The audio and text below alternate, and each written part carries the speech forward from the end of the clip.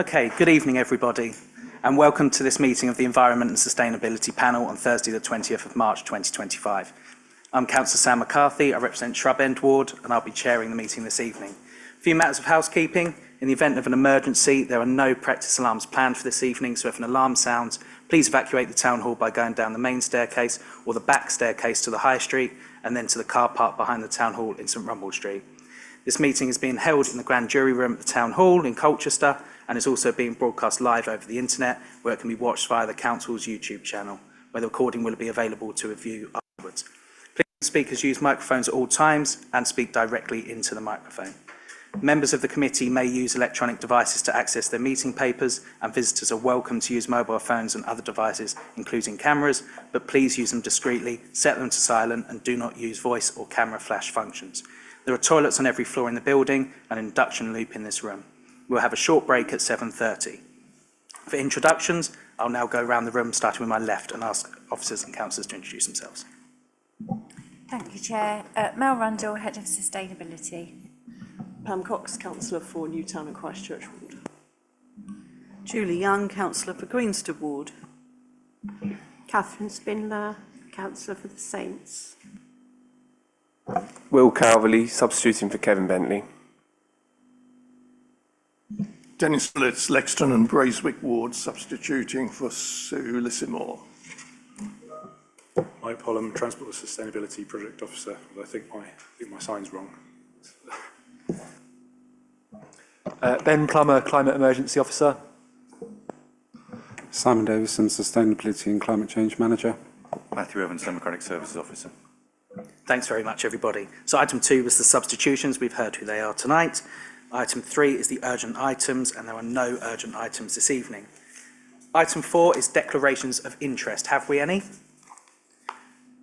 Councillor Julie Young. Yes, I've been doing some work with Colchester Energy Company, so that's mentioned in the action plan. Thank you very much. Item 5... Chair, that's just a personal interest. Personal. Perfect, thank you. Item 5 is minutes of the previous meeting. The committee is invited to confirm that the minutes held on the 12th of December 2024 are a correct record. All agreed? Agreed. Thank you very much. Okay, to item 6, which is Have Your Say. We have 2 Have Your Say speakers this evening. I will the first speakers tonight will be Edward Barrett. If you'd like to come forward to speak, welcome. You'll have 3 minutes for Have Your Say. A bell will go after 2 minutes to let you know you have a minute remaining. Whenever you're ready, just press the little button on the mic. I'll read from a prepared statement. I want to get this absolutely right. I live on the site of the Roman Circus on the east side, and this looks the old Abbey Gardens. This was transferred to the council on completion of the development by the planning agreement in 2013. This is an area of historical importance by virtue of the presence of the wall, which is a scheduled ancient monument, by virtue of the mound, which is the place that holds allegedly large numbers of victims of the plague, and also by virtue of the fact that it's within the boundaries of the Roman Circus, so it's not an inconsiderable place. It is also a place known for its significant wildlife, as members of the council and certain council officers know. It's within the conservation area, and it's the home to red-listed birds and to protected badgers. Now, on the 10th, and then again on the 11th of March, and again this week twice, contractors entered the site, and I learnt from conversation with them the previous week, removed significant quantities of foliage from around the wall. I was concerned about this, obviously, because, of course, we're now into nesting season. They appeared unaware of the fact that this was during nesting season. There was no evidence of any checks at all having been undertaken. I duly contacted the council and spoke to the arboricultural officer, and clarified, of course, that it wasn't the council's policy, of course, that activities of this kind should take place during nesting season, that if they did, by virtue of any kind of emergency, there would be checks, quite obviously, for the presence of birds in particular, and that if I was concerned by any instance of kind of illegality on the part of the contractors, I should contact the police. Of course, the site is actually closed to the public by virtue of safety considerations and the sheer drop from the wall, which make it inappropriate. I'm clearly not talking about the maintenance of the wall. I understand that very well, but I have real concerns about what took place. From the point of view of the fact that this took place during nesting season, from the point of view of the fact that there were no obvious checks for the presence of nesting birds, from the point of view of the fact of the use of heavy machinery. There was a digger, I think, in use, certainly a mechanical shovel, and from the point of view of the fact that all of this took place without any other supervision, in fact, any supervision whatsoever from the council as such. I wonder how this situation arose in the first instance. I wonder what action will be taken by the council in the light of this. I wonder in particular about who has responsibility in situations of this kind, who actually has overall policy responsibility in relation to matters of this sort. And I wonder how similar situations can be managed more effectively and more appropriately. Okay, so those are basically my questions for discussion. Thank you very much indeed, Mr. Barrett. And I'm sure all of us around the table share the same concerns as you with regards to this. I'm grateful that you sent in the submission a few days ago, because we've had an opportunity to respond to those questions. If I hand over to Mel Rundle, who'll be able to run through the questions you raised. Thank you. Thank you for coming along, Mr. Barrett. So I've spoken to my Parks, Countryside and Open Spaces team who manage this type of work on behalf of the city. And I'll go through your questions one by one as you submitted them. So in terms of why this work was conducted in the conservation area in March, so essentially when we procure protractors for work, sometimes it can take time for that work to actually be procured and then to actually for them to schedule the work in. So obviously that's what's happened in this circumstance, and the work strayed into the beginning of the bird nesting season, which obviously isn't ideal. We have spoken to the contractors and reminded them of the necessity to undertake these checks, which they would have been advised of anyway, and they've reassured us that they did actually undertake the checks prior to the works happening. So in terms of what precise guidance was given to them on site, so a site meeting was held early January with one of our Parks and Countryside improvement officers to look at the works with the contractor. And it is standard practice for all of our contractors to carry out the necessary checks if they have to carry out vegetation works in bird nesting season, and they have reassured us that they did do that. So in terms of what precise guidance we've given to them, the works they're undertaking are directly for the protection of the Roman walls by removing ivy that can damage the walls, and by removing elder suckers from around the walls, which would also over time be detrimental. This removal work is done by hand to lessen the impact, and machinery is then brought in to flail the cut material at the end. So the work is done by hand, and then the machinery takes away the flailed material. How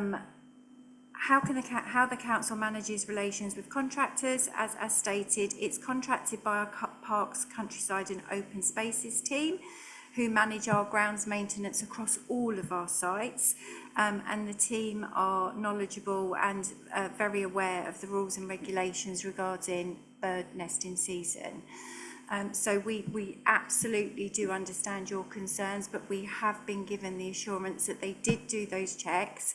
The majority of the work was done by hand, and the machinery took away the stuff after they'd done that. So if you have evidence to the contrary, then please do share that with us.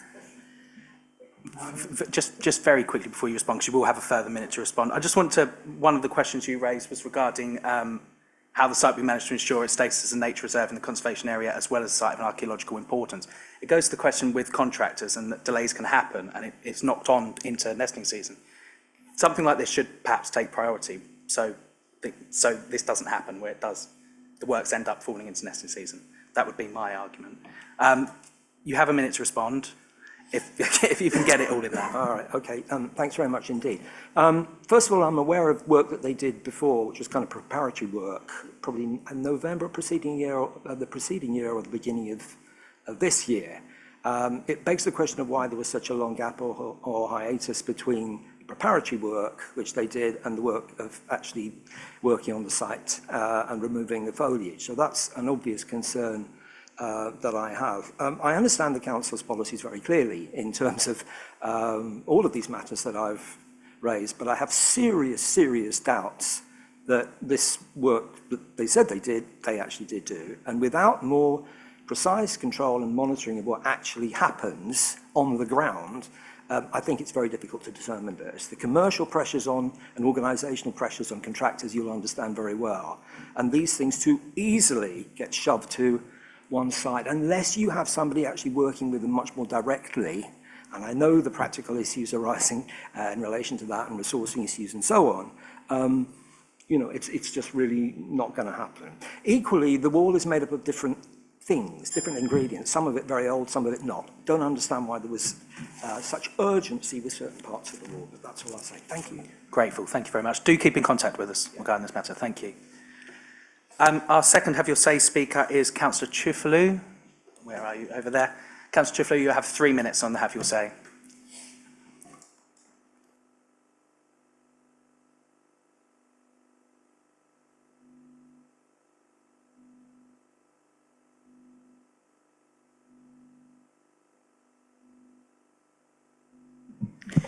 Dear all, both myself and Councillor Gaucher were campaigning against council usage of toxic pesticides before we got elected, and in 2019, following a 24-page-long report and appeal to both ESB and Cabinet, this council unanimously agreed to ban glyphosate. However, last December, this committee was presented with a report on greening, which argued that we should start using glyphosate because non-glyphosate alternatives and maintenance is costing us 40k. During the last meeting, it was reassuring that members of this committee shared Councillor Gaucher's and my concerns that the report in question was one-sided, focusing on finances and not mentioning health, well-being and environmental gains. Although the committee asked officers to go back and engage with stakeholders to improve it, I believe it was a mistake that the amended version was automatically presented to the Cabinet without ESB reviewing it first. Considering the fact that my emails and offers to assist were repeatedly ignored, I was disappointed that the Cabinet was to vote on an amended version. I would like to thank Councillor Luxford Hogan, the portfolio holder for Environment, who kindly offered to meet with me before this meeting.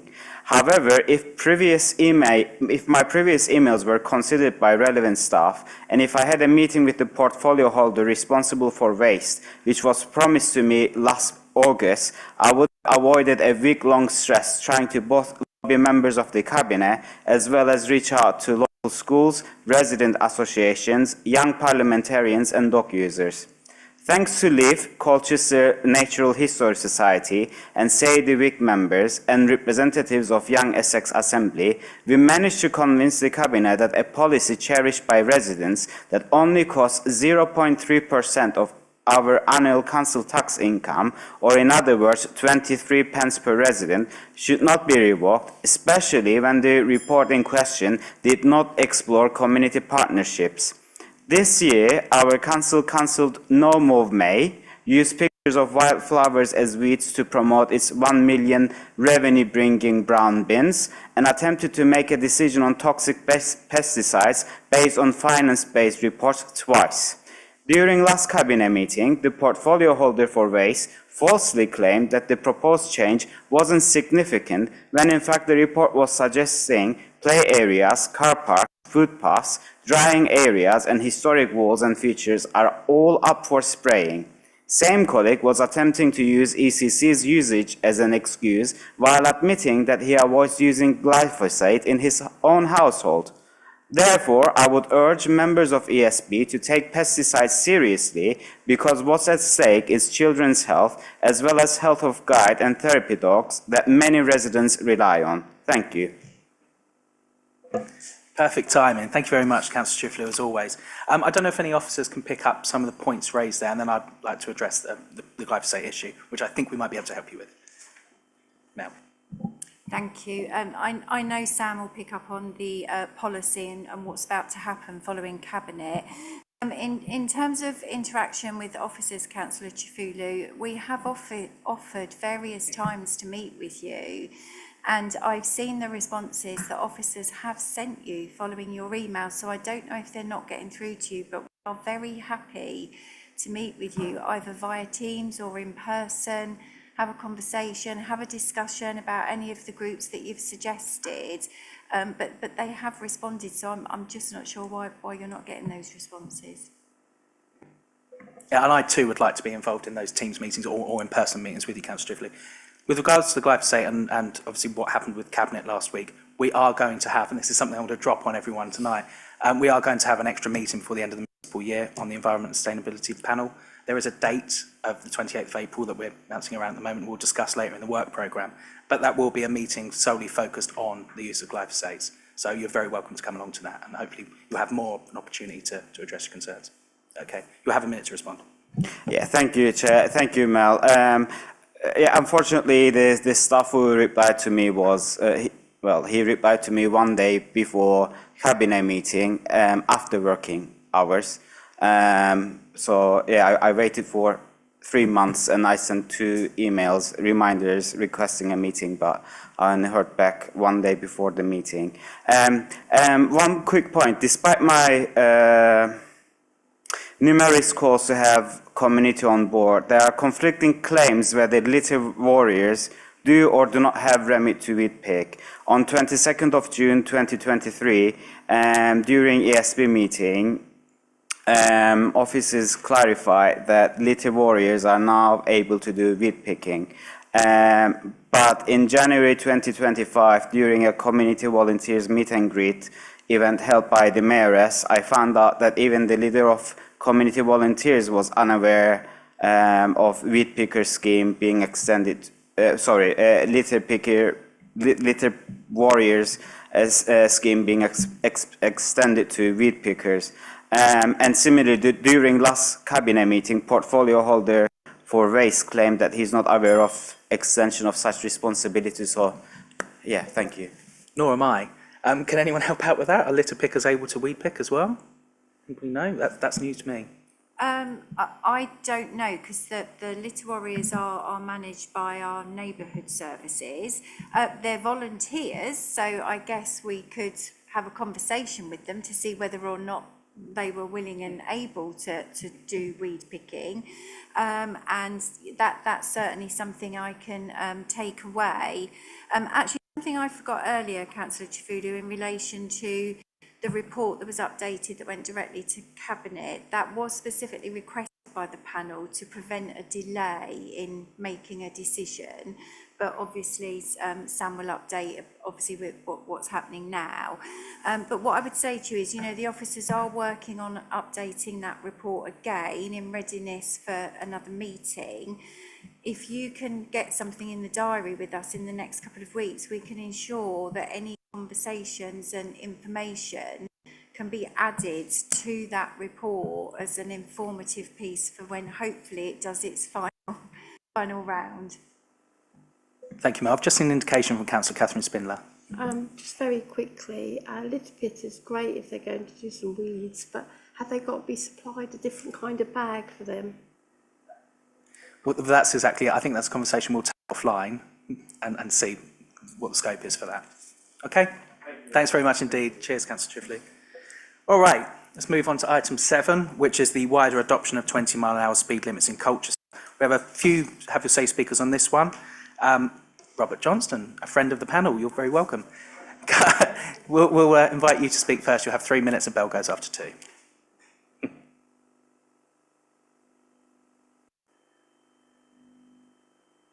Robert, I'm so sorry. I thought it was on because I thought it felt like it was. I was speaking loudly. I represent the campaign group 20's Plenty for Colchester. I would first of all like to congratulate the City Council on passing the motion on 20 miles per hour as a default where people live a few weeks ago. And I also wish to compliment Jane Thompson and Mike Pullum for such a well-researched and balanced report. The report is entitled Wider Adoption of 20 miles per hour speed limits in Colchester, because of course much of Colchester already has a 20 mile per hour speed limit. Unfortunately, they have been implemented with a piecemeal approach, which is confusing, less effective, and often ignored by drivers. Wales, however, has had 20 miles per hour as the default speed limit since September 2023. In Wales, only about a third of the road network is subject to a 20 miles per hour speed limit. So now we have a year's worth of data, evidence, to judge the success or failure of the Welsh Government's decision.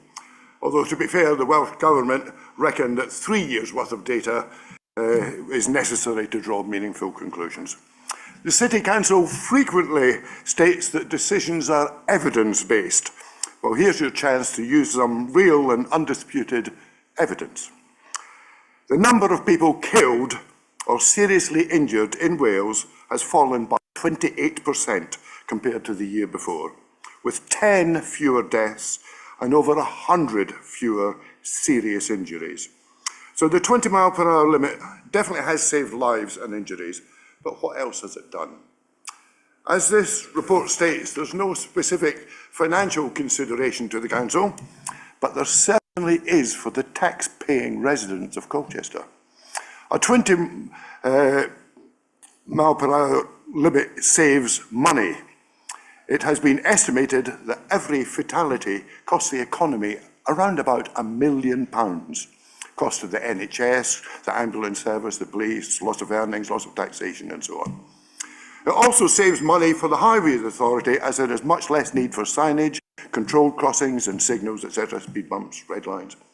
And it saves money for motorists. Many car insurers are reducing premiums for drivers who mostly drive in areas with a default 20 miles per hour speed limit, simply because there are fewer collisions and fewer claims. The noise factor shouldn't be ignored either. Our streets will be quieter. Reducing the scourge of noise pollution and slower speeds also boosts the confidence of people to cycle and walk around their local areas and for children to play outdoors. Colchester would not be alone in deciding to implement a 20 miles per hour default speed limit. Portsmouth, Warrington, Calderdale and Bristol are just some of the towns and cities which have already implemented it. And all of Spain introduced a 30 kilometres per hour, which is about 18.5 miles per hour, in 2019. The cost of implementing in Wales was 32 million, with savings of about 90 million in the first year. The payback period was about 6 months. Perfect. Thank you very much. Thank you. I know you had a smidgen more to say, didn't you? But no, not going to let you. What I would say is I think there's no questions in that. It is obviously a voice of support for what we're going to be discussing after the debate. You have a minute to respond. We can get the last bit in if you like. Thank you. In conclusion, a 20 mile per hour speed limit is good for saving lives, cutting down injuries, saving money, helping active travel, good for communities and good for the planet. Thank you. Thank you. Okay, next we have visiting councillor, Councillor Law. Councillor Law, you'll have 5 minutes, bell will go after 4.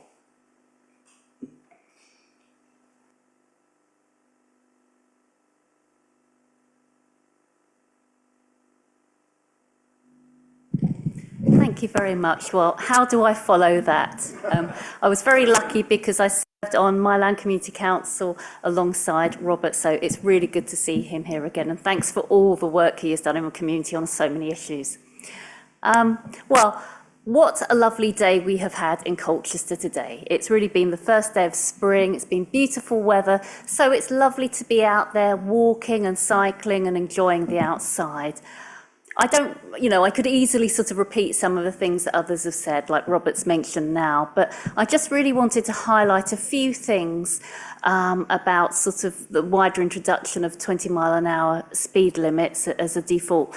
I just really wanted to highlight some of the things that sort of bear out the importance of that in my own ward, really. You know, we're lucky enough to have 3 schools and community facilities, doctors' shops in Highwoods. And we do have some 20 mile an hour zones, but as others have said, you know, it's very much piecemeal. It's great to encourage school children to walk or cycle to school, but understandably parents or carers get more anxious when they might leave on their street that might be 20 miles an hour, then have to navigate higher speed limits before getting into a sort of a small zone section around a school that then is 20 miles an hour. It just makes much more sense, if it's possible and appropriate, to have a wider 20 mile an hour area as a default.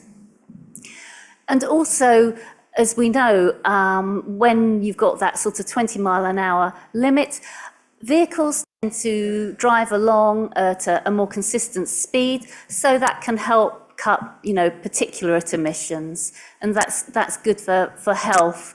And, allied to that, as we've heard, it encourages people when speeds are lower, where you've got areas that maybe don't have very wide pavements, people feel more confident as pedestrians, particularly, the more vulnerable, but also people feel more confident to cycle as well. So that's really, really important.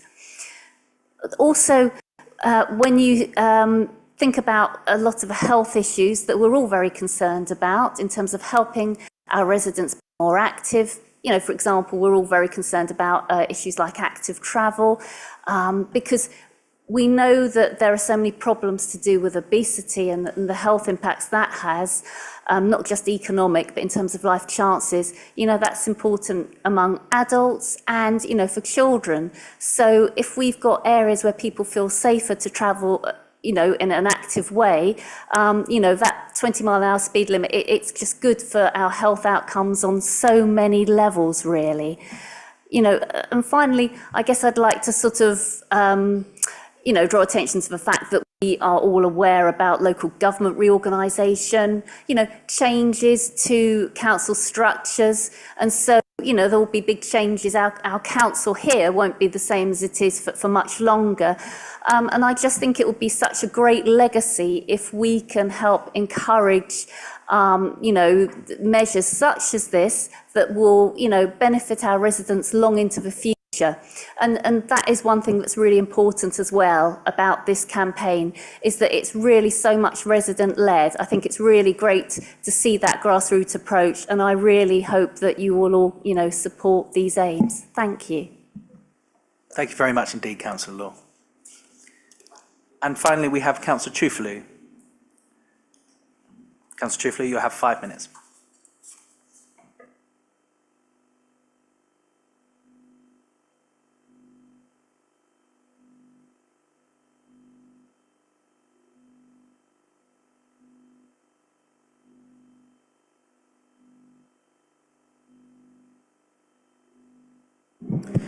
Dear colleagues, on Monday I received an email from the chair of the Rosebery and Smithies Residents Association, who contacted me on behalf of residents and shared the latest roadkill that happened in the avenues.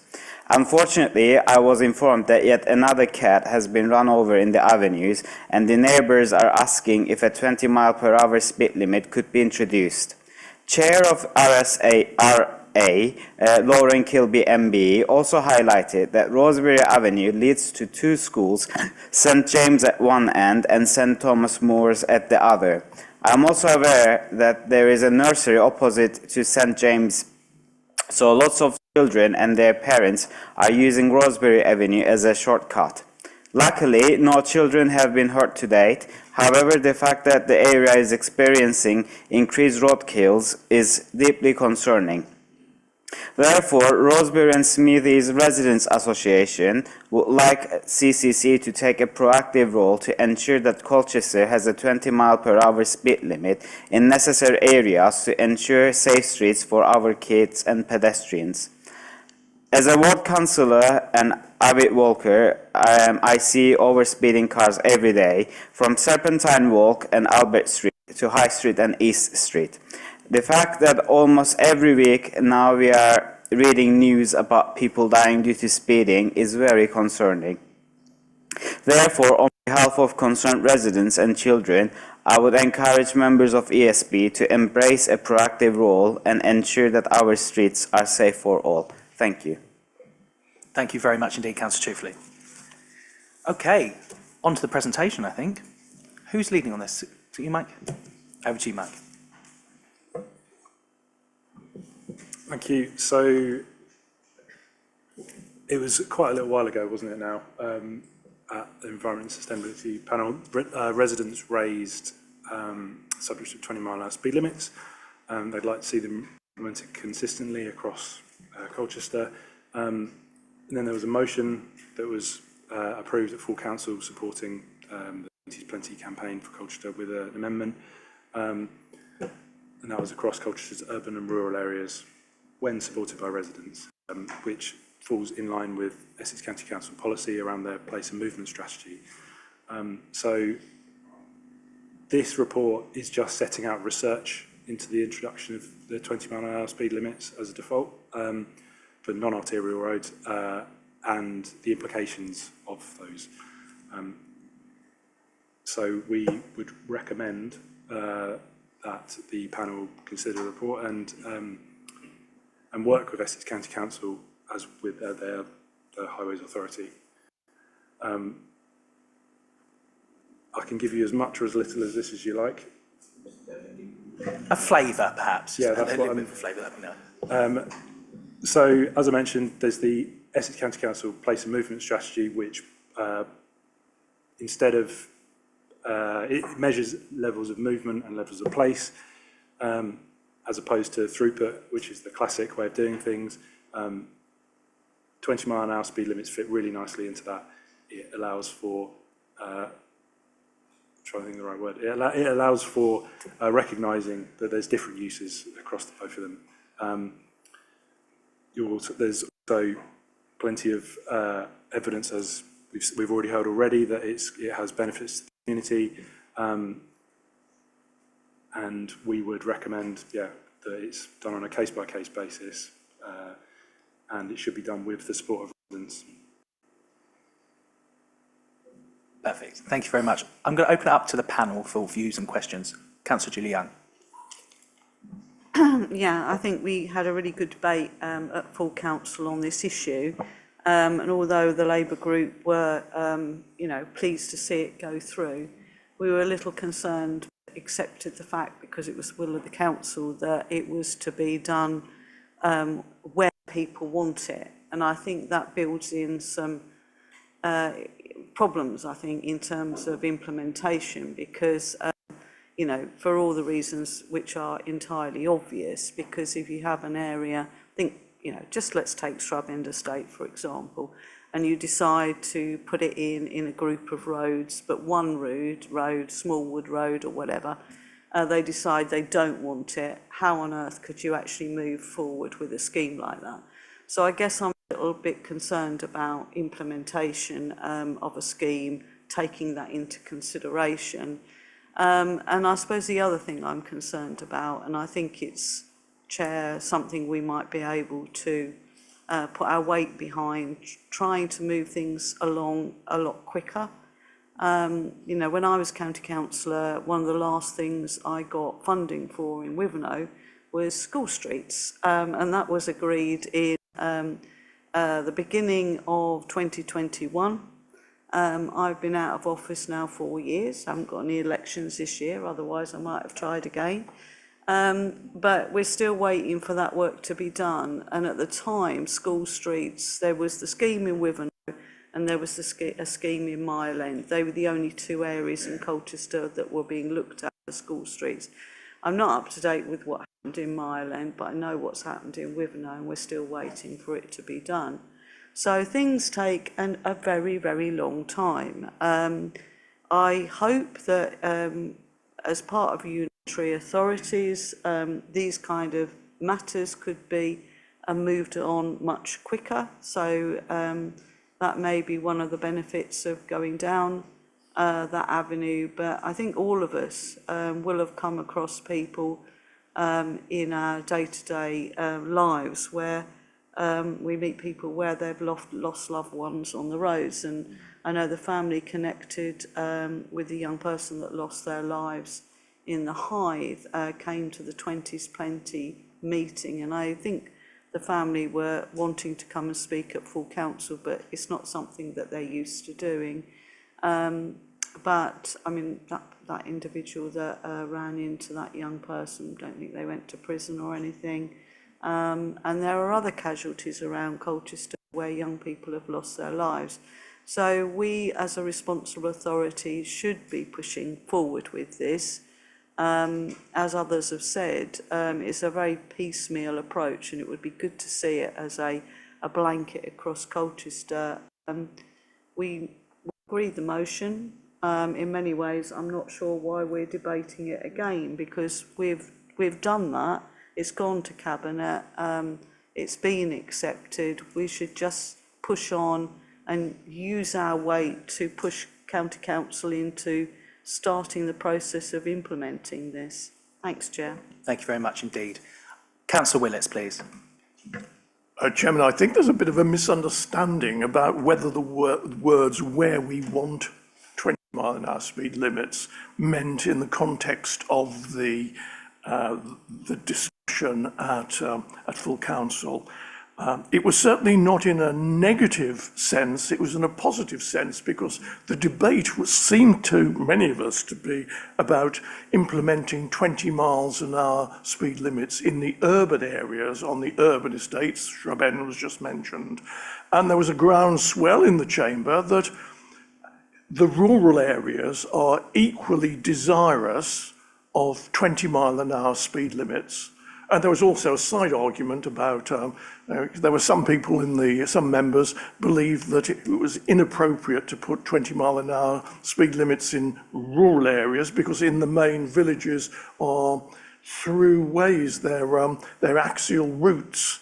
But I would argue that the safety of children is just as important in the villages as it is in the town centre. So where they want them, if that is in the villages, that should be just as important a consideration to this council as anywhere else. And there's certainly a groundswell of where we want them in the rural areas. Now, I have a jaundiced view about motions from council, Chairman. Words are cheap. We can pass motions saying we want 20 mile an hour throughout the whole of the city where it's appropriate. But we don't seem to be able to get on and motivate people to do it. Look at my hometown, Birmingham. 85% of the roads are now 20 miles an hour. And that was all done in one block, in one legal motion, which was very cheap, very convenient. And I just do not understand why we do not adopt that approach. So I think motions and whatever we say this evening is really not going to have all that much effect. But I think there is one area where we should be waving a banner very strongly for 20 mile an hour limits, and that is in the close proximity of schools, where I think that everyone agrees that that is a sensible safety measure which should be implemented as soon as possible. And I think we should use our general power of competence, which is the same as developers who implement 20 mile an hour speed limits, to push forward on that as an issue. The general issue of 20 mile an hour everywhere where it's needed, I think, is too big. It will take too long to do. We'll argue about it until not this reorganisation, but the next reorganisation, Chairman, and we'll still be waiting for it to happen. So perhaps we should be addressing bite-sized problems. And I think the 20 mile an hour protection near school gates is something that we could campaign on. We could use our own resources to make it happen. So I would propose a motion, if that's acceptable to you, Chairman, that we recommend to Cabinet that this council defrays Essex County Council's legal and advertising costs to implement a 20 mile an hour speed limit, 200 metres on either side of every school entrance throughout the city. And furthermore, it negotiates with the County Council towards the cost of the signage and the implementation costs by Essex County Council. This council has some £32 million nestling away in its bank account, Chairman. Now, all those who have pet projects will say, well, those reserves are earmarked for my pet project or his pet project or her pet project. And I believe this is a project which surpasses most of those. So I would move that we recommend to Cabinet, we actually fund the county council, just as developers fund the county council to implement 20-mile-an-hour limits. And our objective is to fund the costs for a 20-mile-an-hour speed limit on either side of every school entrance. And I so move as a seconder for it. Thank you. So that's proposing a recommendation for as part of the recommendation to Cabinet. Yep. Would there be a seconder for that? Okay. All those that vote for it? Oh, you want to have well, it's not a motion, it's a recommendation. It's a recommendation to Cabinet. Okay, you want okay, we can debate it. We can absolutely. Okay, absolutely we can debate it. Yes, certainly, Mike. It is a highways function. It fits with their this fits with their policies already. My recommendation would be for members to speak to Cabinet members. In some ways, it's a shame that Councillor Bentley can't be here for this, actually. Councillor Julian. Yeah, sorry, I know Pam wanted to get in as well, but I mean, I very much speak against that. I mean, you know, I've been debating this for decades, frankly. And I think back to Tracy Chapman, who was the highways portfolio holder, probably God knows how many years ago now. And at that time, she wanted to do pilot projects outside all schools in Essex, 20 miles per hour. But actually, I think, I'd be welcome to hear the officer's view of this. But it was really decided that it's not a good way to do things, because people, children actually have to walk to either side of the school to get to school. So just saying, well, okay, kids, you'll be all right if you get to within 20 yards of your school, that means you're going to be safe. It is just completely the wrong approach. We need children to be safe from the moment they leave their house to the moment they get to school. And just saying, okay, well, we'll just do it outside of school is not the way forward. So I absolutely wouldn't support that recommendation, Chair. So I think we do need to have that debate amongst the committee before we make a decision about whether we support that proposal or not. Fair enough. Thank you very much. Councillor Cox. Then I'll bring you in, Councillor Spindler. Make the remarks I was going to make before that recommendation was made or suggestion was made. I think I just want to thank all the speakers who came to have their say on this. It's really important, and the fact that it is a resident-led campaign, I think, counts for an awful lot, and certainly had the backing of the Labour group and many others across the chamber when we were there at full council in December.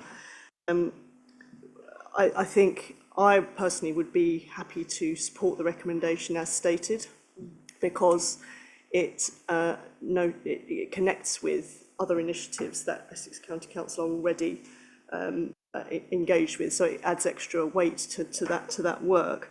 I would possibly add, I wouldn't push it to a vote, but the idea that we ought to connect with the Safer Essex Roads Partnership. That phrase isn't listed in the document, but that might be just something I can take up with Cabinet. You did mention the place and movement strategy, but there is a Safer Essex Roads Partnership, and they may well have funds that we may not be aware of that may cover the kind of things that Councillor Willits is suggesting. And just on the question of road deaths in Colchester, I mean, we had that tragic incident just recently where 4 young people lost their lives in Newtown, the area I represent. In my other capacity, not as a councillor, I did I met with Essex Police and Essex Highways. I raised it in the House of Commons. I met with the policing minister last week on that matter. And so I think that would be another element that we might wrap into this strategy around a call for safer roads, because more people die on our roads than die through almost any other circumstance in terms of accidental and fatal deaths there. So I will leave it there, but I would agree with Councillor Young that the suggestion made by Councillor Willits shouldn't proceed, but we can maybe go to a vote on that. Certainly. Thank you, Councillor Cox. Councillor Spindler. Yeah, thank you very much. I've just completed a 20 mile an hour with residents and was fully supported by the county councillor for my area. This was a proper consultation, which I believe is what we voted for in full council, was for consultation with residents. So it was nice to achieve that, and I believe that's the way forward to make sure we get it right. As for the suggestion, if it meant that this was going to be installed really quickly around schools, I absolutely love the idea. Whatever we go from that point is even better. But to be able to put something around schools right now would be really good. So I do support what he suggested. Thank you. Okay, is there anybody else? No, okay, we'll go to a vote on the recommendation if that's okay. So, Be clear what the recommendation Of is, course, because I'm I'll- not precisely clear. certainly. Councillor Willetts, would you be able to just go through your motion, your recommendation again, please? I was proposing that we use our general power of competence, which enables us to do this sort of thing, and that the council defrays Essex County Council's legal and advertising costs for a 20 mile per hour speed limit, 200 metres on either side of every school gate in the city, and furthermore negotiates with the county council towards the cost of the signage for them to implement the same. Thank you very much. Okay, before we go to that, I would be supportive of that, because at the end of the day, it's a recommendation that would go to Cabinet. It doesn't undo any of the other recommendations that we may have tonight, or the work that's been done by Council previously. Mel, did you have anything you wanted to add? Apologies, I'm a bit unclear. Are you suggesting we use, the recommendation is that we use our own funds to do something around schools, or that you're asking Essex County Council to use their funds to do something around schools? In clarification, Chairman, I really believe that we have to start somewhere. It's a big project, so 20 mile an hour, so we have to start with a small schemes that can be pushed forward quickly. That's my view, and that's the reason for the motion. We have a general power of competence to spend money in this area promoting safety of the people of Colchester. However, only Essex Council, as the Essex County Council, as the owner of the roads, can actually carry out the project. Only they can put up the post with 20 mile an hour on it, and I think probably they can only seal the legal document. And what I'm suggesting is that this matter is so important, we should defray the costs of Essex County Council to carry out this relatively small project in a relatively fast time scale to bring a greater degree of safety. Yes, I'd love to have it for the whole, and I take the point that it won't protect people more than 200 metres from the school, but it's the start. And so that is the way I phrased it, because it's using our money, general power of competence, to fund Essex County Council to do something which this council wants doing now. And rather than words, let's have action now, Chairman. Thank you very much, Councillor Willetts. Just before I bring you in, Councillor Cox, Mel, did I see you? Yeah, Mel. So I think the first thing to say is that it's very unlikely that what you're suggesting would happen before Essex County Council is dissolved as part of devolution. And if you look at the recommendation that's been put within the report from officers, it does say that the recommendation is to work with county to investigate opportunities alongside, as you say, people like Safer Essex Roads Partnership and our own community safety teams, to make neighbourhoods safer where it's appropriate. And I think that the consultation and the working with the organisations who are experts in this field would therefore determine where the appropriate places are. It might not be appropriate around every school, for example. Thank you. Councillor Cox. Could I propose an amendment to the recommendation to try and capture the spirit of this? To Councillor Willetts' recommendation, Yes, is that? which would be to amend 2.1 to looking over it, I've gone off the screen, to, we're just gonna, It's up in here. that the panel consider the report and recommend to Cabinet that the Council work with Essex County Council and others to investigate opportunities to make neighbourhoods safer and healthier by reducing speed limits where appropriate, and that particular attention is given to areas surrounding schools, particular and immediate, something like that. Councillor Willis, would you accept that? No, I don't think I would accept it, Chairman. I mean, we can come back to, I mean, this is not instead of the officer's motion. This is an adjunct. I mean, one can propose motions any time, and I will be supporting the officer's motion later on. It's not a case of one or the other. This is just a separate project which I believe, strongly, passionately believe, we should be proceeding with now. And I know there are, whenever we suggest anything like this, there are always 1,000 doomsayers creep out and say you can't do this and it would offend someone. Councillor Bentley would be annoyed. The council will be reorganised, so there's no point in doing it. But I think we just have to start doing these things at some stage, and this is my way of saying, here is a start, let's get on with it. We should not in any way dilute what I'm saying, and if the council wishes, if the panel wishes to vote it down, fine, but that is my view and that is my motion, and I won't accept any, willingly accept any amendments which water it down.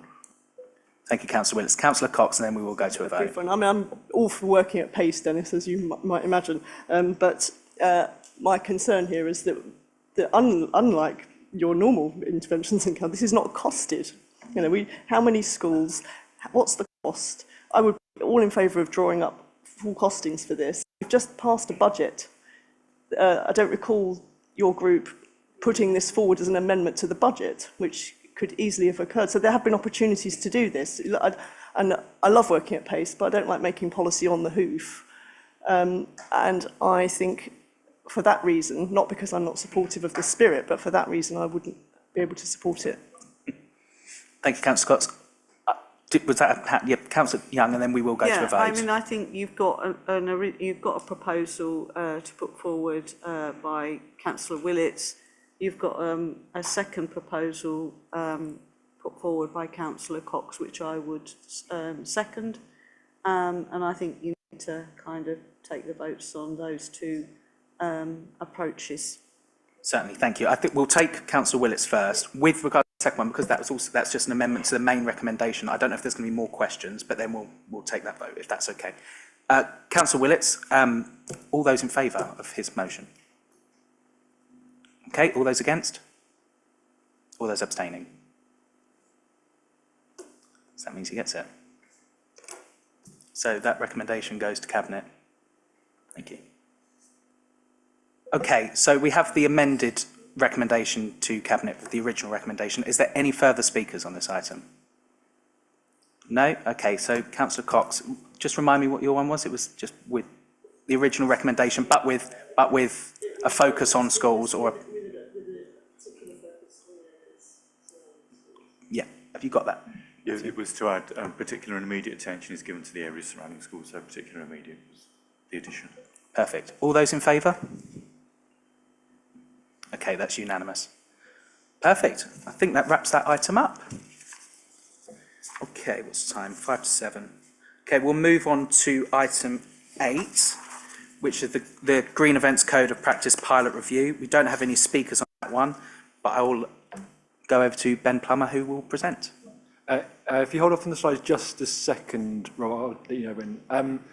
Yeah, so this is an item to discuss a project that the council took part in last year. It was set up by an organisation called the Vision for Sustainable Events, who are a consultancy group or working in the outdoor events, environmental sustainability sphere. So what the project was about was, there was an interest, and it came from a committee initially about that there should be a set of minimum sort of environmental standards set up that outdoor events should abide by. And what they wanted to do was basically test a set of minimum standards that they had already identified. So these was called the Green Events Code of Practice. They're split into different themes, as it mentions in the report, and each of them had a set sort of target related to that theme. So it might be about reducing the use of fossil fuels, or increasing the amount of vegetarian and vegan food served at outdoor events, things like that. So what they wanted to test it, do a pilot program to test it with other local authorities to see how working with those sort of minimum standards could be used by the event organisers and also monitored by local authorities as well. So if we bring up the slides now, I've just got a few bits that will accompany the report a little bit. So I think Rob will get some on the screen. So yeah, this isn't particularly new information, but it just shows it a bit more graphically.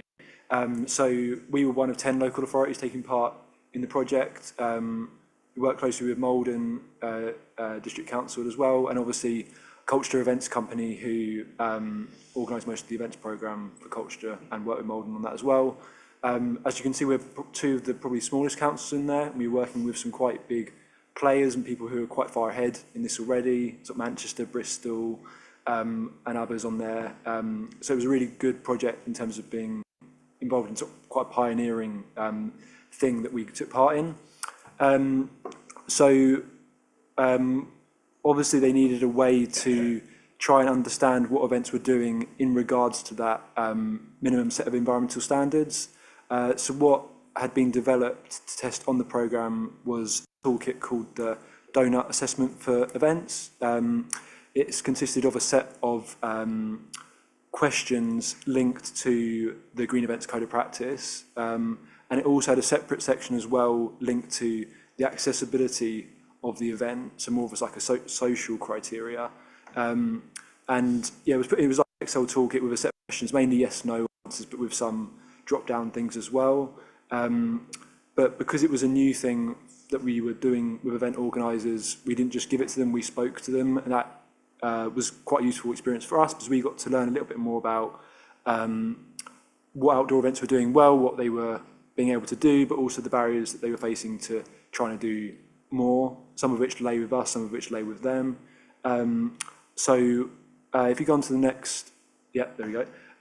So basically what the toolkit would then do would bring out this sort of pretty diagram, which shows sort of how they were performing in terms of the different areas. So it's an easy way for them to sort of see areas where they could look to try and improve on for next year in relation to that event that they were doing.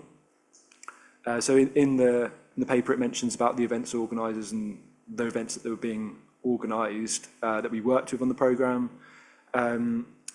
So in terms of the national outcomes first, if you go to the next slide, so overall, I think most of the local authorities said it helped them to improve their sort of understanding of environmental sustainability and how we can sort of embed environmental considerations within policies, which I'll go on to in a second in regards to Colchester.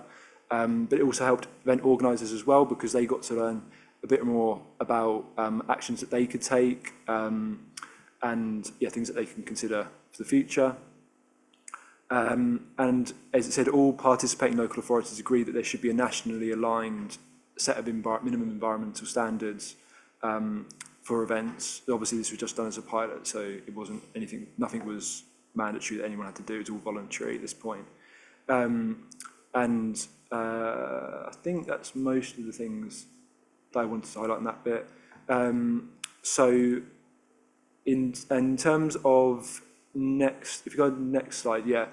So obviously it was only a pilot project. They did it with 10 local authorities, so it's quite a small sample size. So the main thing is that they wanted to do it with more local authorities and more events, did it for a different variety of events, different sizes, and basically look at how it can be monitored a bit more going forward. and the possibility of introducing it as a sort of mandatory set of standards. It also said that local authorities would need more tools and guidance in order to support that. It was fine for us doing it on quite a small scale, but for the number of events that we're putting on, it's obviously quite a lot.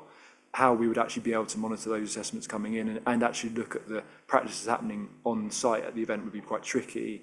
But yeah, there's definitely more that could be done.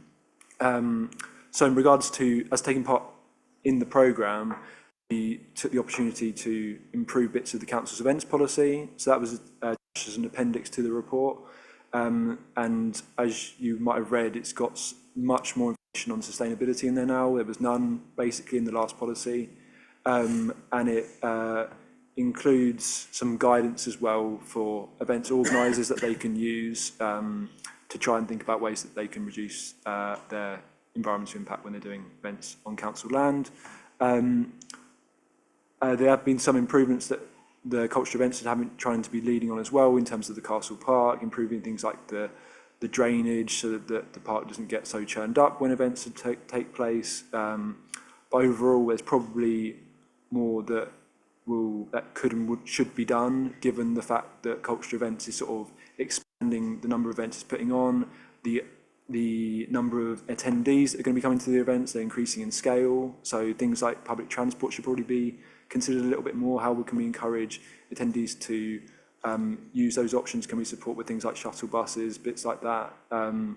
But in terms of the report tonight, there isn't anything, recommendations or anything. It's just noting that we took part in the programme. If there's any sort of questions about the programme or sort of outdoor event sustainability in general, obviously I don't work with cultural events, so there's probably be some things I won't be able to answer, but I can feed back to them if there's any questions about that.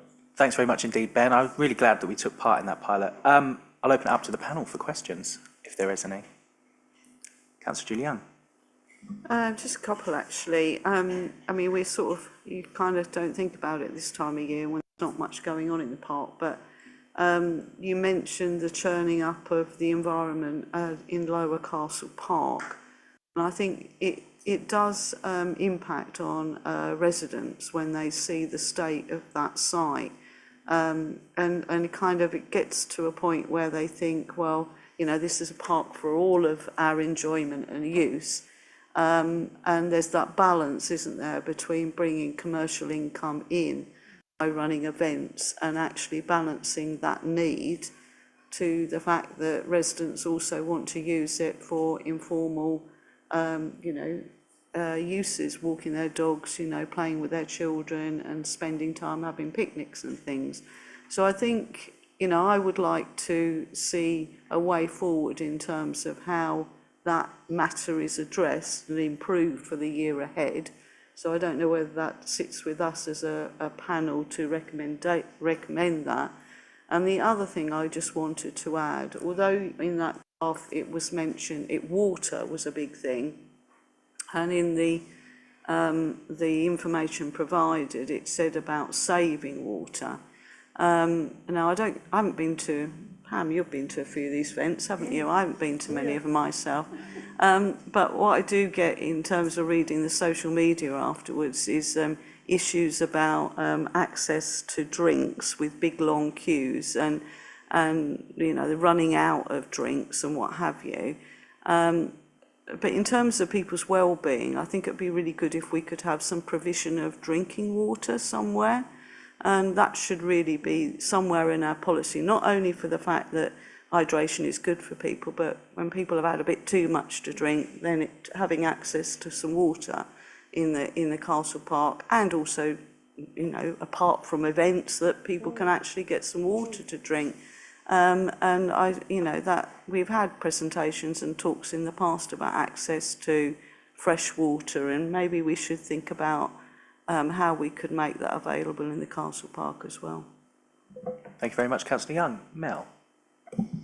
Thank you. I'll answer on both points. So in terms of the water, I'm sure then we'll feed that back to the events company, and I will speak to the Parks and Countryside team to find out.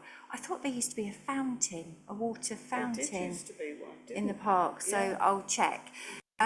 And on your first point, you'll be really pleased to hear that myself and Simon Coward, who is the MD of Amphora, and our teams have been working together very closely in the last few weeks, looking at a project specifically around what you're describing. So looking at the infrastructure in Castle Park, to look at how it can support our fabulous events, but retain it as a lovely jewel in the Crown Park.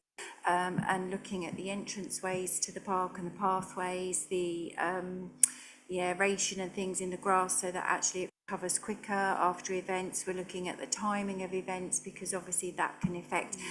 So there is a project looking at that very issue. Fabulous, thanks very much. Perfect. Councillor Cox. I would agree with much of that, and thank you for the report, and it's really good that we took part in the pilot. Very impressive. I would add to that point that Mel made, that the new lead of Amphora is very keen to strike a better balance between events and public use. And I had a similar conversation with him. I'd also say that the fixing of the weir, Middle Mill Weir, is going to be fairly crucial here because it plays such an important part in any event and also public life. So I hope we might also make progress on that. Thank you very much. Ben, certainly, yeah. Just to come back quickly, I know it will probably be, depending on the event that takes place, I'm not sure how they control the sort of access to drinking water, but there are standpipes at Castle Park that can be used for drinking water. I'm looking back at one of the interviews I did with one of the organisers, and they said that the standpipes on site for drinking water are used. And for this particular event, people were allowed to bring in their own 500 millilitre reusable bottles onto the site and could fill that up at the bar as well. I think they could come to the side of the bar if they just wanted to get access to the tap water rather than actually buying another kind of drink. So it's definitely something that can be used if the event promoter wanted to use it, but I don't know if it's something that we mandate. So that could be a good opportunity that I'll mention. Yeah, I think it's something we should mandate, absolutely. Am I seeing Councillor Willetts? Yep, certainly. Councillor Willetts. Yes, certainly. I'm a lover of freedom, Chairman, and I think before we put boundaries on people's behaviour, we should make sure that it is absolutely necessary because we want to live in a free country. I'm looking at paragraph 5.3 of the report and the bullet point on food and drink, where it says reducing meat and dairy consumption offered at events. I'm not sure that that is an area that we should be going down. We should be leaving it to people's discretion as to their diet. And I feel so strongly about it, Chairman, that again I would propose a motion. I would propose that we add to the end of 2.1, but that attendees at events on council land should have a free, unfettered dietary choice, including vegetarian, vegan and omnivorous diets. Thank you very much. I can see Ben indicating he might be able to help with that, and then I'll come back to you, Councillor Willetts. Ben. So 5.3 it's nothing to do with that. It's nothing to do with council policy or anything like that. It's something included within the Green Events Code of Practice. So in terms of, it's a target to reduce the amount of meat and dairy consumption by providing more vegan and vegetarian options. It's still saying you can buy meat options if you want to. It's simply trying to cater to a wider variety of dietary choice that people are looking to consider. So it's reducing. Maybe it should be worded better in terms of increasing the amount of vegan and vegetarian options. That probably might be the better wording of it, but that's essentially what it means. It's not saying we get rid of meat and dairy, it's saying we provide a bit more variety of choice, because I'm pretty sure at most events you see the burger vans and stuff going around, and pretty sure it's pretty meat heavy, so we kind of want to increase that choice, really. Yeah, I'd agree with that. As a vegetarian myself, despite my size, you know, it wasn't long ago when there was no vegetarian or vegan options, as Ben rightly said. So I don't think it's a case of increasing those rather than getting rid of meat. So, and again, it's not council policy, and it's down to events as well. So I'm not going to support your proposal, but I can pass it back to you, Councillor Willis, if you wish. Oh, Chairman, the decision that's suggested to us is that we make suggestions of actions that should be considered to improve the process. And my personal view is the motion that I've just proposed, that we should not take a view on what people eat or what people like and eat. Our view should be that all should be available in accordance with the wishes of the attendees.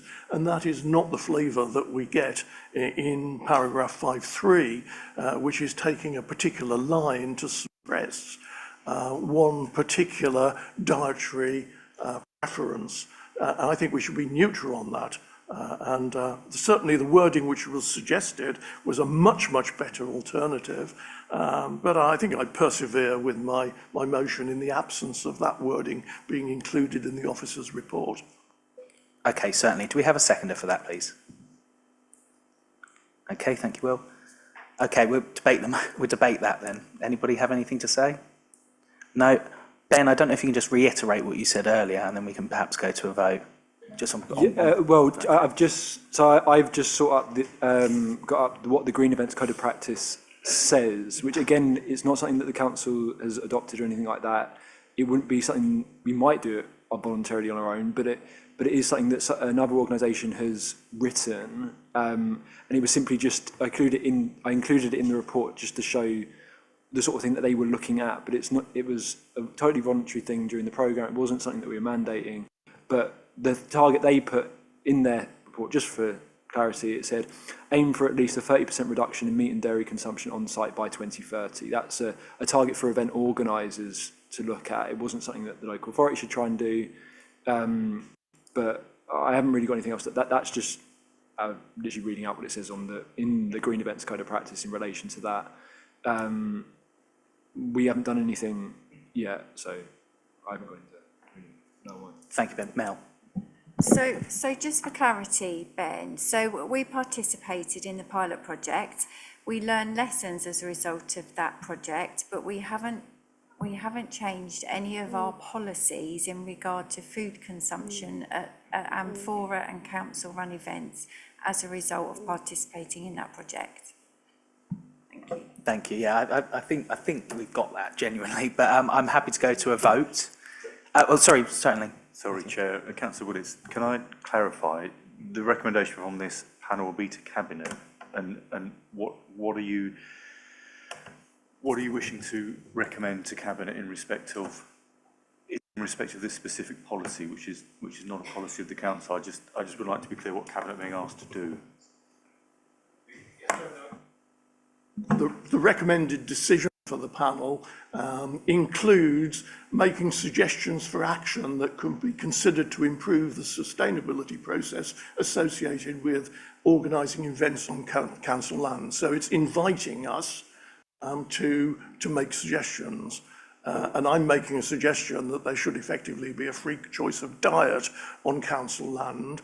And what was just the words that came forward, 5% reduction in meat and dairy is unacceptable woke to me. This is a matter of freedom of choice for the individual taxpayers, and that is my belief, and that is why I proposed the motion.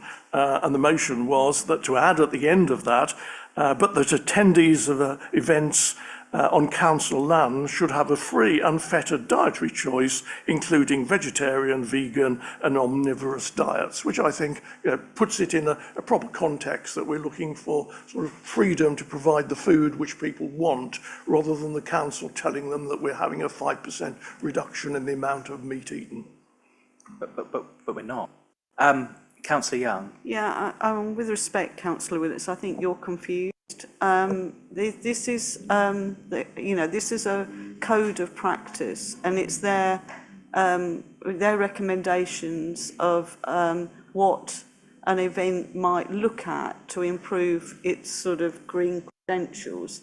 It is not an adopted policy of the council. It's their suggested matrix, if you like, of things that you might want to do to make the event more sustainable. And we've taken part in a pilot project which has worked with some events using that matrix to assess how well or bad that event did. So, you know, you're asking for something that just isn't, you know, it's just not relevant what you're suggesting. I'm sorry. Chairman, of course it's relevant. 2.1 is inviting councillors to make suggestions for action. Now, you know, if the report does not want councillors to make suggestions, I'm quite happy not to make suggestions. But if we have a decision before us saying councillors are invited to make suggestions, I just make a suggestion, Chairman, as naturally as night follows day. Thank you, Councillor Willits. I'm going to bring Councillor Spindler in, and then I'll bring you in, Ben, and then we will go to a vote on that, and then we'll move this on. Councillor Spindler. Yeah, just very quickly, I agree with the dietary, because, you know, you haven't got dietary requirements there, which comes into everything now, nuts and, you know, all the other allergies, gluten and everything. So if we're going to start picking out little bits and pieces like meat and dairy, we should basically be inclusive of all dietary requirements, which would include, you know, if people wanted meat or vegetarian or gluten-free or however it goes forward. That's how I look at it. Thank you, Councillor Spindler. Ben, and then we will go to a vote and we'll move on. Literally, the only thing I was going to say was, I think when if an event attendee goes to a council event, they can choose whatever vendor they want to go to and whatever food they want to choose. There's nothing in council policy at the moment that says they can't do that. If we want to make that really clear as a statement to say, when you get to an event, you can choose whatever food you like, maybe we can do that. But I feel like that's already implicit in what we say. So. Yeah, I would agree with you. And as you rightly say, suggestions have been made, suggestions are being made. Councillor Willits, I think, is going to want to run with this recommendation, so we will go to a vote and then we'll move on. So all those in favour of Councillor Willits' recommendation? All those against? And all those abstain? 1. What happens there? I can't believe this is happening. Chair, the recommendation, as put by Councillor Willits then, it becomes a recommendation of the panel. But if I can just return to ask what we're asking Cabinet to do. Are you asking Cabinet to amend the Council's events policy or implement a policy which requires the provision of refreshments that you wish at events? The events are run by the event company, which is separate to the council. So I'm sorry to keep going back to it, but No. What is the recommendation to Cabinet?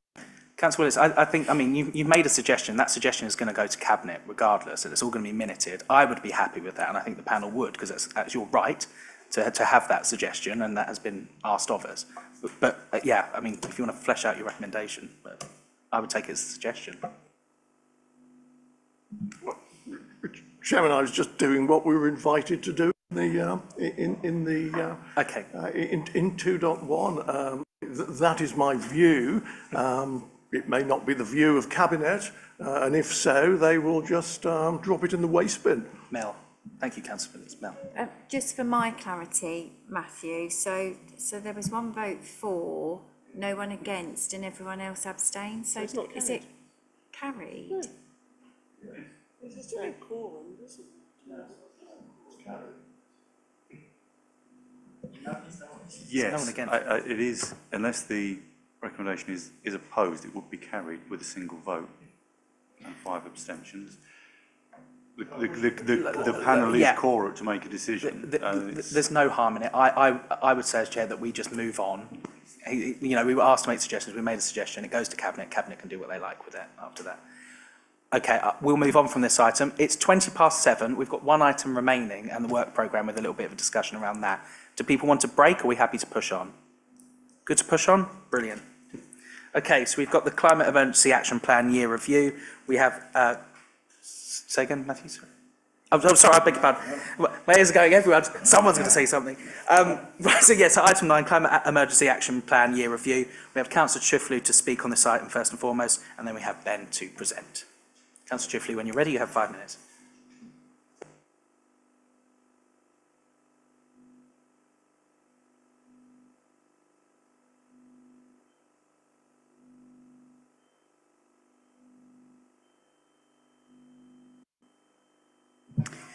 Dear Chair, dear colleagues, under this item I would like to share 4 points with you.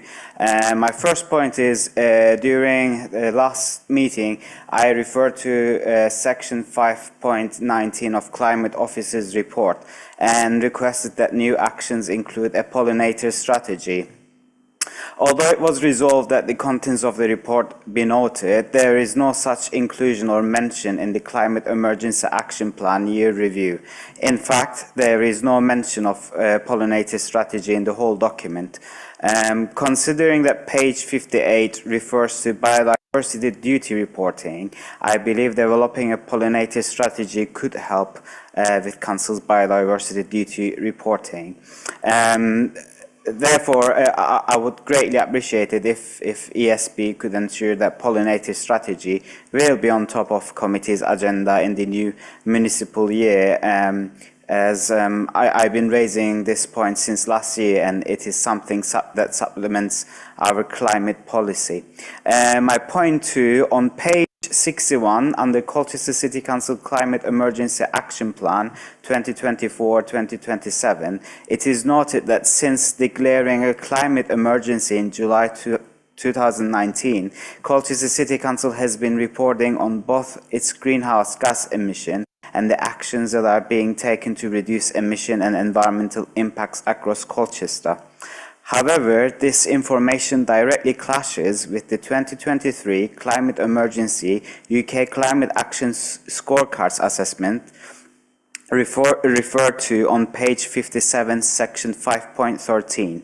According to 2023 Climate Emergency UK Climate Action Scorecards Assessment, the Council lost points for not reporting its own greenhouse emission and lost further points because, according to Appendix A, Colchester City Council's full Climate Action Scorecard, page 4 of 8, and I quote, according to Council's own reporting, the Council's own greenhouse gas emission was not reduced since 2019. Could I request a clarity on Council's reporting and greenhouse gas emission reduction since 2019. I also noticed that we didn't get points because Council's operations are not powered by renewable energy. Considering that we have 28 light bulbs in Council's reception area and a shocking 108 light bulbs in this room that we are discussing environment and sustainability, could we make sure that not only we are using renewable energy, but also greatly reduce our consumption? Moving to my point 3, similarly, under the Climate Emergency UK Climate Action Scorecard Assessment, our council missed the opportunity to get points due to not providing climate awareness training to all senior management and councillors in the cabinet or committee chairs. Could the chair ensure that the next year we all get necessary training and greater emphasis is given to establishing collaborative partnerships and awareness raising with our residents? And my final point, Chair, according to Council's 2023 Climate Emergency UK Climate Action Scorecards Assessment, Council raised income for climate action from property development, and Council raised income for climate action from any other resources. Therefore, I would appreciate it if relevant offices could clarify: 1, how much income Council raised for climate action from property development and where was this money spent? 2, how much income Council raised for climate action from any other sources and what sources they were? And finally, again, where was this money spent? Thank you so much, Chair. Thank you very much indeed, Councillor Chifley. Are we happy to take those questions now before the presentation? Mel and Ben. Mel first. Thank you. Yes, I'll answer the first point on the pollinator strategy, and then I'll hand over to the team. So this was raised in December, and I responded at the time to say it's something that the team could look at, but at the moment, with business as usual and fit for the future, there is no resource capacity to do that. However, you know, there is already really good work that we're undertaking in Parks and Countryside and other areas of the council that would fall within such a strategy. And the team have started to look at some best practice. And they've also shared with me a list of areas that they're looking at for sort of long grass, wildflower areas and things going forward. All I can repeat to you is that absolutely it is on the list of things to do, but unfortunately at this moment in time we just don't have the resource capacity to do it, but it is still on our list.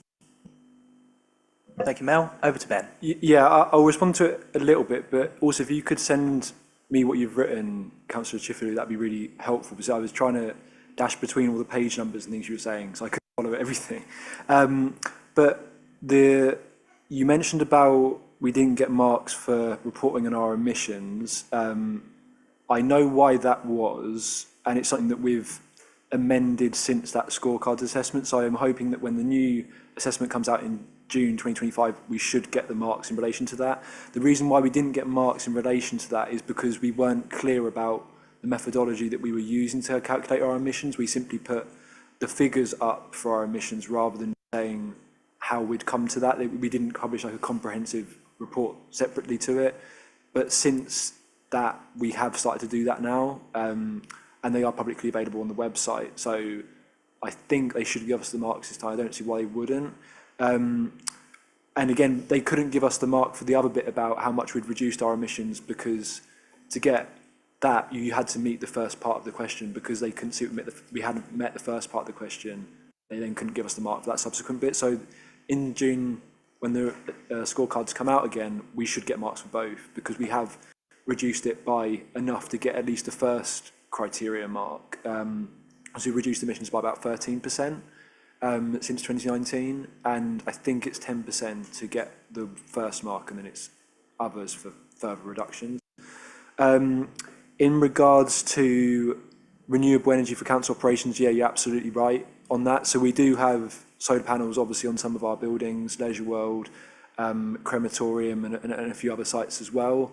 They don't obviously provide all of the renewable energy enough to power all the electricity demands of our sites, and you are absolutely right as well, because you could get a part of a mark for having a 100% renewable energy green tariff, which is something we don't have at the council at the moment. So if that was something that councillors wanted to look to discuss for, I think it's just been tied in for another year because it's done on a sort of yearly basis. But if it wanted to be looked at for a future year, that we look to secure a tariff that's backed by renewable energy, then absolutely that could be perhaps something that's put on the work programme or something like that. But and then the other bits were to do with training, and we didn't get marks for that. So yeah, again, you're absolutely right. We don't provide training to senior management. There is an e-learning, environmental awareness e-learning module provided for all staff at the council,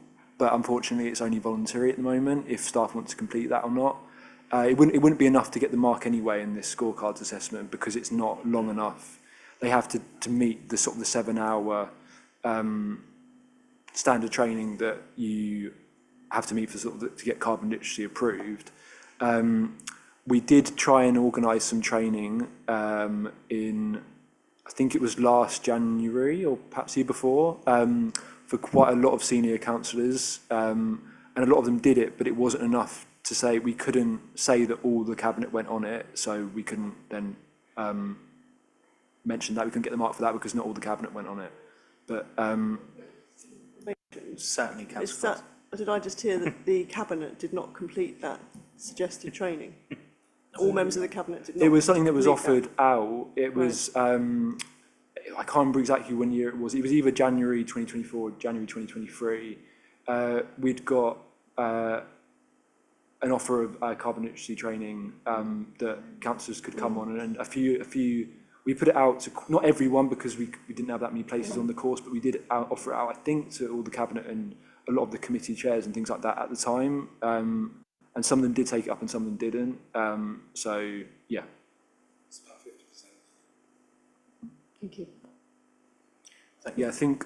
Oh, then the other bit was on property development, which I'd have to look into that in terms of costs after. I think the reason why we got that mark was for things like getting things like electric vehicle charge points as part of property development, car club spaces and things like that. I think that's where we got most of the mark in relation to sort of climate action funding from property development.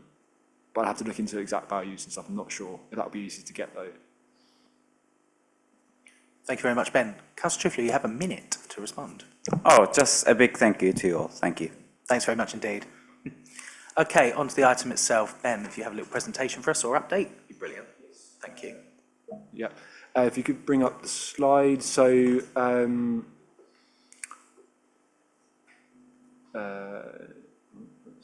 that's the other one.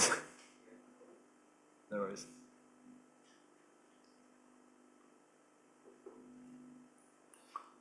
I can start anyway. So obviously the council published the first version of its action plan back in January 2020, and we've made a couple of adaptations since. The most recent one was published in October 2024, and this was published on the council's website.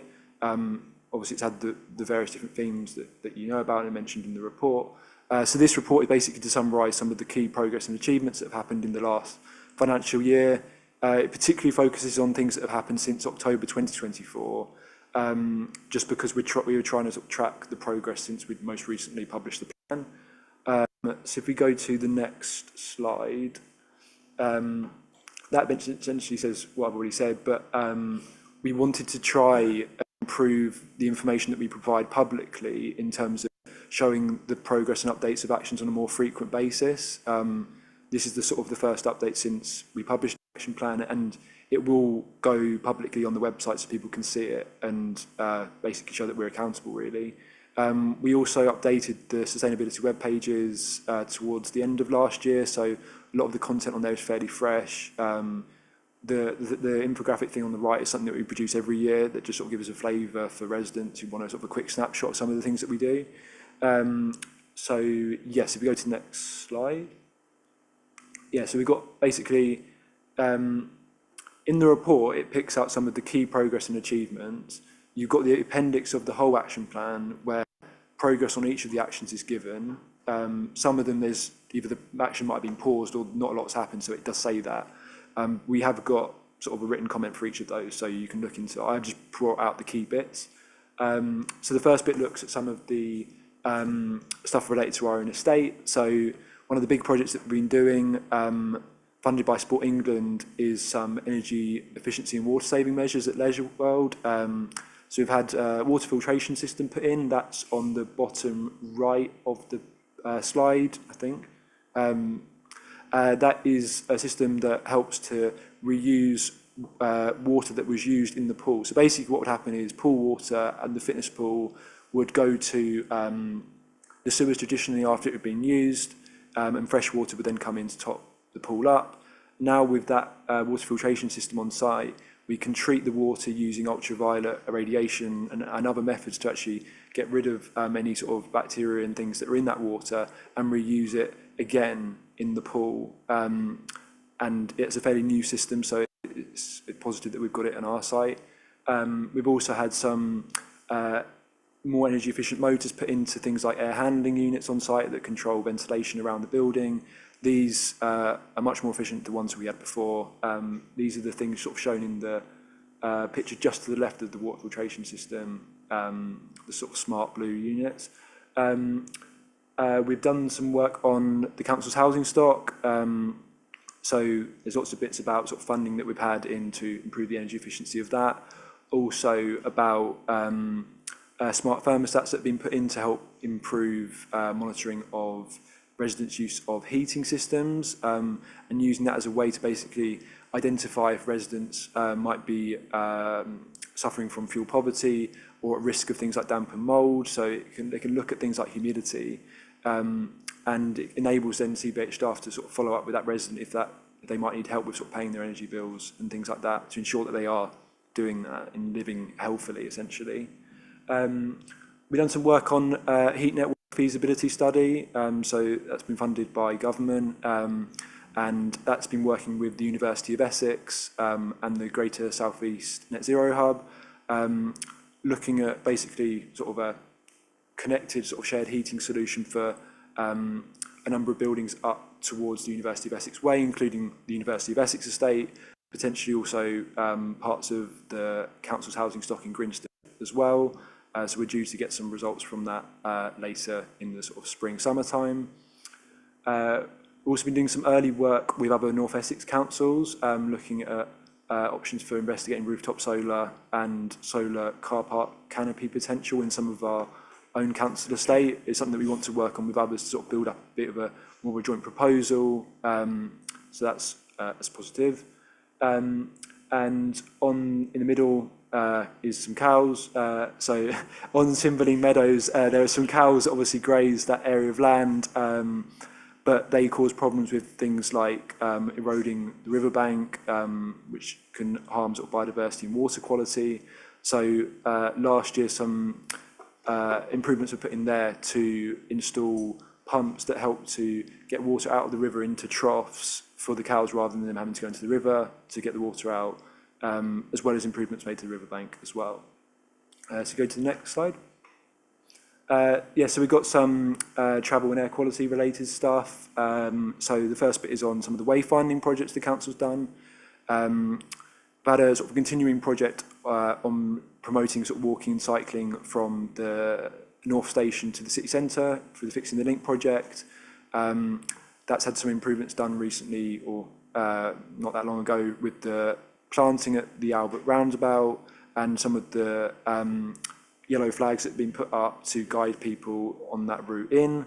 There's also been the Walk with Words Section 106 funded route, which is sort of between parts of the city centre, University and Grinstead, and that project aims to combine sort of a wayfinding route with digital media as well, so that people can basically submit their stories of sort of walking around along this route, so people can find out a little bit more about the history and people's experiences. In terms of cycling, the council had a Cycle Colchester website, which has been updated. It's a pretty comprehensive website now, which contains a lot of information on bike security tips, bike hire, a cycling map, so you can look at sort of cycle routes on and off road. And yeah, it's a real hub for sort of go-to sort of cycling help, really. So I encourage you to promote that where you can.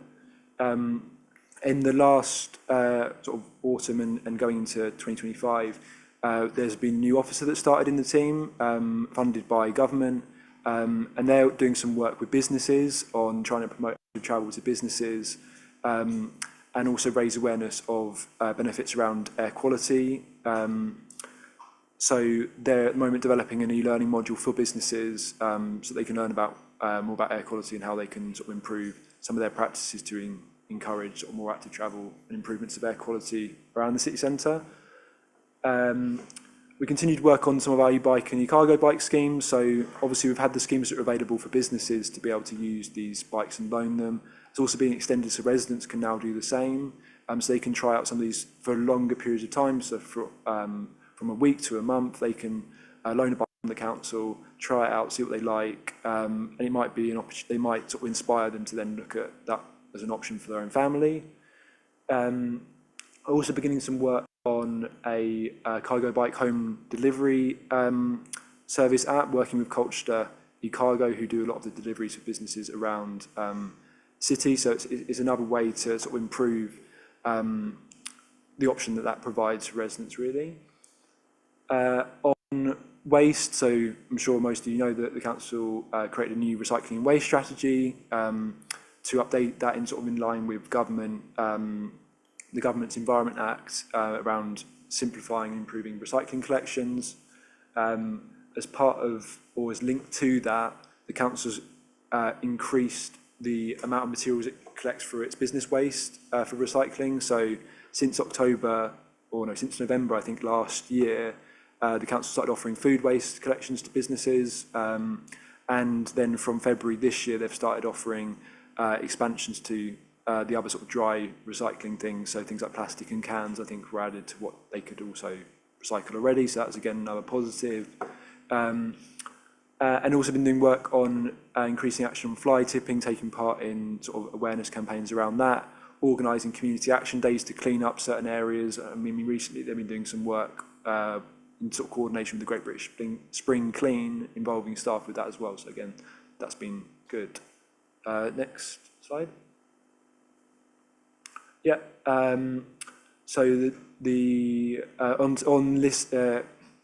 Linked to the education and sort of engagement side of the plan, there have been some funded posts up at Highwoods Country Park where education rangers have been putting on a lot more events for both children and adults to engage with wildlife and the outdoors, which has been a really positive project. And I know a lot of people have enjoyed those activities. That was part of a sort of funded activity for a couple of years. And I think towards the end of this year, their funding is coming up, so I know that they're looking for funding options. So if anyone has opportunities to keep the rangers on and increase the work that they can do, I think it's a really positive initiative that we'd like to continue. We're doing a lot of work again around domestic energy efficiency and advice. Throughout the winter, I've been round to several coffee mornings, community events and things like that to promote services where people can receive energy advice and things like grant funding.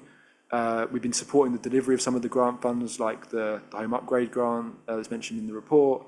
That's improved 23 homes that are off the gas grid in Colchester with improvements to keep their properties warmer and reduce energy bills.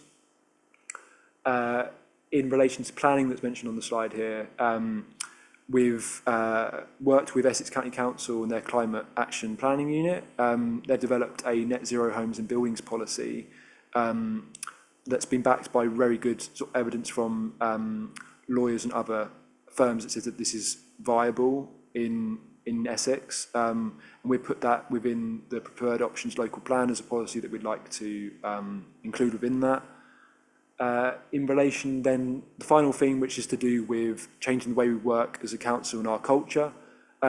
We've done some work on updating the council's travel plan, which aims to encourage staff to travel to work using more active modes of travel and also for attending events and meetings.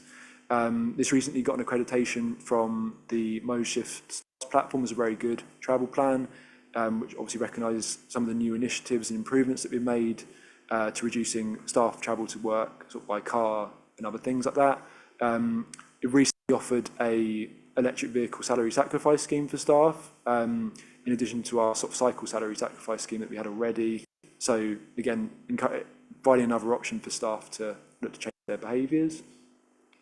In relation to climate risk, we've been taking part in a government project looking at what local authorities can do in terms of reporting how they are responding to climate change risks rather than actually reducing our emissions. How are we going to adapt our services to overheating, droughts, floods, things like that? So we did some work where I sort of talked to some of the service areas about understanding what they're already doing in terms of responding to some of those extreme weather events, and some of that work has been put into a report that's on the website and summaries produced for residents as well. And then we've already mentioned about the green events stuff. So yeah, then the next slide. Yes, so this has already been referred to about the scorecards assessment. Just for those who haven't heard about it before, there's an organisation called Climate Emergency UK. I think they're a not-for-profit. I'm just going to double check what I've wrote down. Yes, they're a not-for-profit cooperative organisation. They work to basically try and support local authorities with reducing their environmental impact and emissions. They produce sort of several webinars and guides and things like that. And And they started a few years ago basically assessing what local authorities were doing in terms of their climate action. They started with action plans, and then they started with looking at what action is actually being implemented on the ground. The most recent assessment was in 2023, in which the council scored 35%, which was above the district council average of 29%. That seems obviously quite low. The highest that any council scored was 61%, just to put that in sort of to context. The council did perform particularly well in transport. I think it was the fourth highest district council there, so just to bring that out, that they are doing positive stuff despite maybe the score suggests. We did, obviously, since that scorecard was produced, we did then look at things that we could do to try and improve that score, and I really hope that in June we will be getting a higher score when the updated scorecards are produced. The next slide. Yeah, so then just a few plans for 2025. These are just a few of the things. There will be other things that emerge as well, I'm sure. The first bit is a bit of a newer thing on community energy awareness. Since the change of government, there's been a bit more of a sort of a policy push towards local energy generation and things like that, and support of that. So there's going to be sort of funding that hopefully supports that as well. That's been suggested through sort of Great British Energy. So we wanted to work with Essex County Council, who've done a lot of great work already, with working with setting up of community energy groups to support local projects that basically benefit residents, whether that's through decarbonised energy and reduced energy bills and bits like that. So we're looking to host an event to basically raise awareness of that, and we've already made some contact with a few of the parish councils that have expressed an interest in this, and we basically want to get them together with residents in those areas to come around a table and talk about some of the projects they might like to see in their communities, and maybe form a few connected individuals that can do some work on this. So hopefully that'll be quite an exciting thing. We will continue our work on sort of the rooftop solar canopy business cases that I mentioned before, increasing the work that we're doing in terms of understanding climate risks and stuff to do with the council there. We will be having to make some slight revisions possibly to the recycling waste strategy, because since that was published, the government did change slightly some guidance around how recycling was collected. So I think the strategy went back to the consultants to revise that, and so there might be some changes that are made in relation to that. Again, was referred to a bit earlier, the council's having to report for the first time what something is called biodiversity duty. This is something that came out of the government's Environment Act again, which basically said that local authorities need to report on what they're doing to conserve, enhance biodiversity in their area.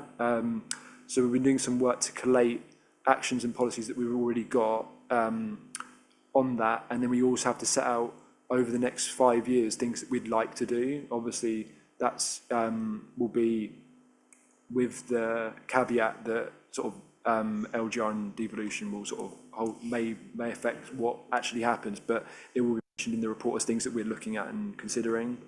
And yeah, just at the end about obviously we're approaching the sort of spring and summertime, which is when we do a lot of our awareness and engagement with residents at some of the sort of the summer fairs and things like that. So we'll be looking to increase awareness about that offer and general sort of cycling advice and support that we offer at the council.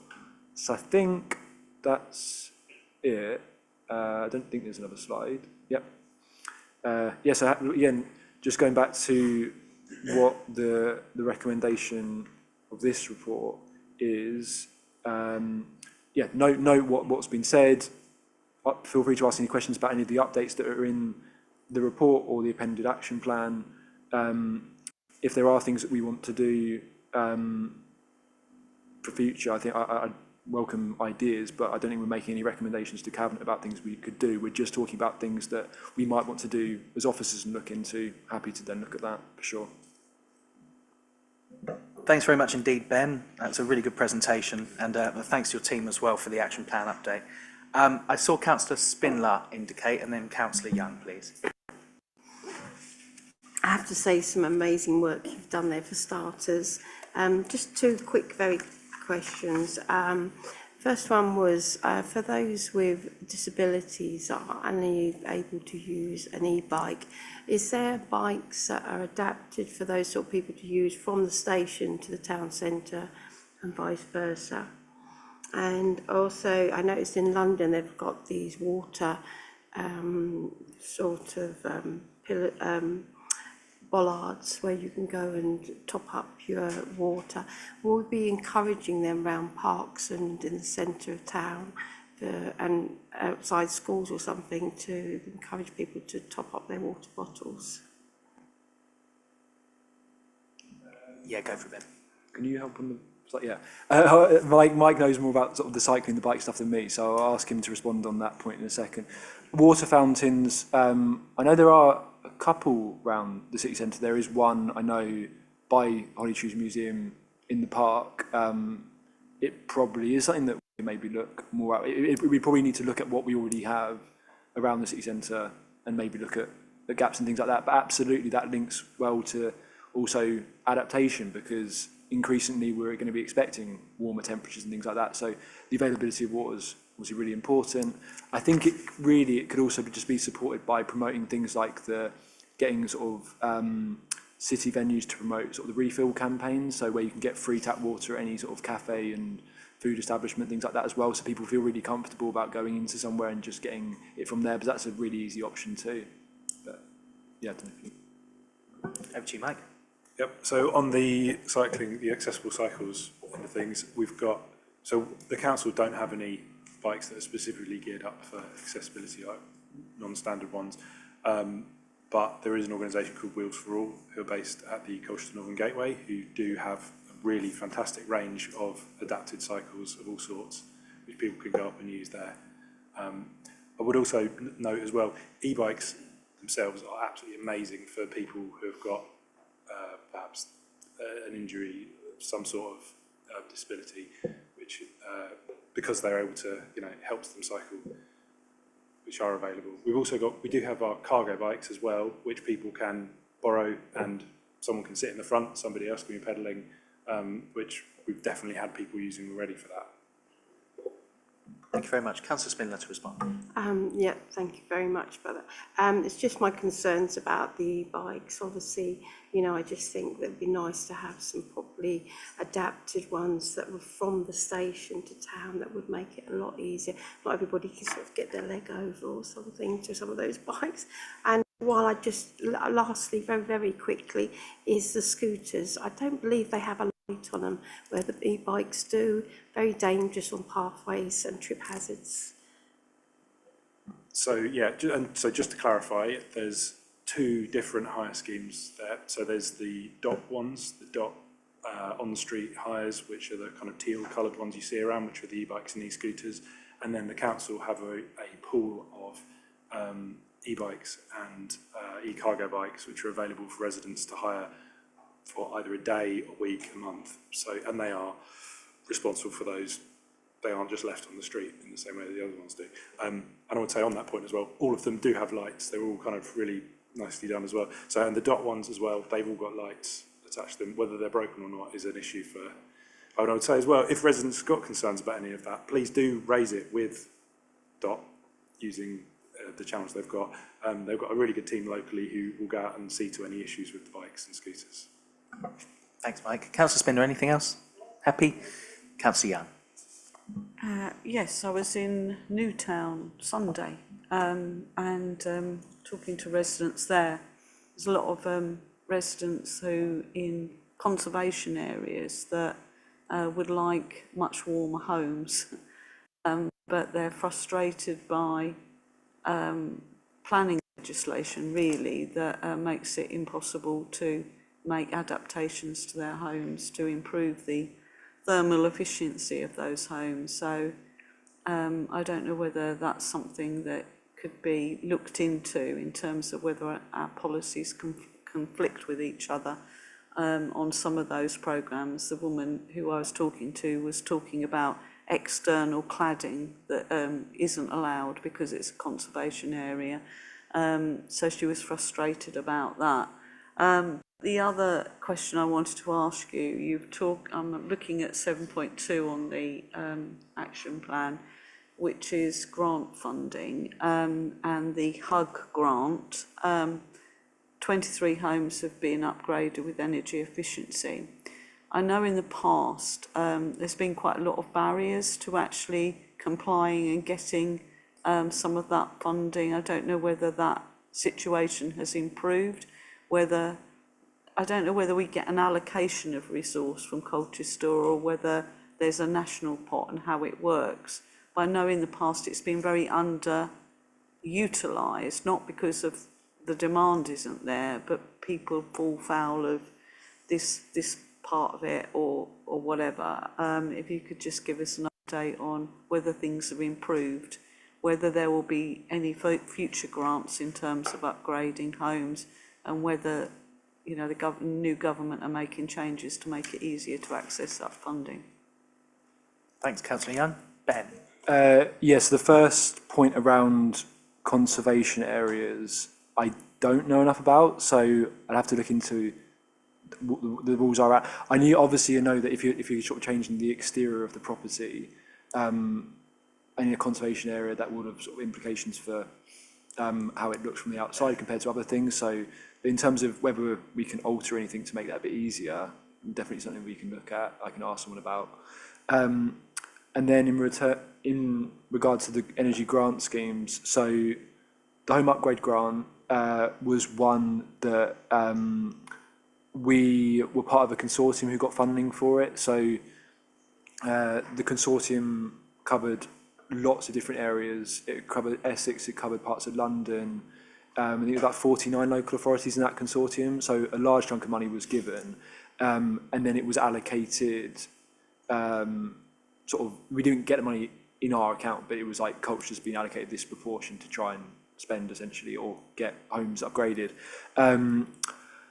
There will be, I'm nearly 100% sure that scheme has underperformed like other schemes in terms of uptake and things like that. I mean, part of it is residents are wary of schemes like this. I mean, I'm sure most of you have seen the news about insulation works that haven't been done improperly through some of the schemes, and naturally that's not going to fill people with a lot of confidence. If these works actually going to damage their home and make the property worse. So they're also not particularly well publicised by government, at least in the past. There's no sort of national campaigns around some of these grant funding schemes. So when people are trying to find out about them, they're kind of like, oh, I haven't seen that on a radio or TV advert. I've seen it through a leaflet through my door or a telephone call. So they're naturally, again, a bit wary of it. So I think there's been the Warm Homes Local Grant, which is the new one, which Essex has just got, I think, 6 million allocation for. But that's Essex County Council who made that bid. So it's just local authorities in Essex who've received allocations. Colchester will have an allocation related to that. That hasn't been decided yet, though. But there will be an opportunity to improve I am not too familiar with some of the guidance and how it's going to be delivered and compared to previous schemes, but I would hope that some of the lessons have been learned from some of the things before. But we'd want to do a bit more around, in terms of the marketing. I think we would want to do a bit more a targeted approach at the council where we focus it in a specific area of Colchester, where we know that people are likely to qualify from sort of data and stuff like that, and do things like leaflet drops, but community events as well, and kind of getting obviously council to support and just reinforcing the message that these schemes are legitimate schemes and they can benefit you, because we have had residents that have benefited from these schemes. So yeah, I think that pretty much answers the question. Good answer. Thanks very much. Anything else, Councillor Young? Councillor Cox. Well, thank you very much, Ben, as ever. It's really impressive work, really important work. I'm just wondering how far you and your team are able to work with Tendring and Braintree in preparation for what's quite likely to be coming along. I know that housing teams are working across those three councils, I think, because you're doing such good stuff here, that, and I'm sure Braintree and Tendring are as well, but the good practice that you might be able to share from here. And if you are going to organise an event around community energy, it might be an interesting idea to do it across those 3 current district councils. In terms of sharing good practice, Colchester City Council is a member of the Key Cities APPG, the All-Party Parliamentary Group. And I wonder if things like the Leisure World innovations that you've been able to do could be shared through that network. And indeed, that network may have other ideas for us. And just in the same vein, in the final point, I noticed that we scored our lowest on the score on the scorecard was 15% on planning and land use. It just so happens the all-party parliamentary group for the East of England, which I'm going to co-chair, is quite likely to look at land use and planning as part of its work. So if anybody wanted to attend that, I think there would be good practice for the region in that. Thanks. Thank you, Councillor Cox. Ben.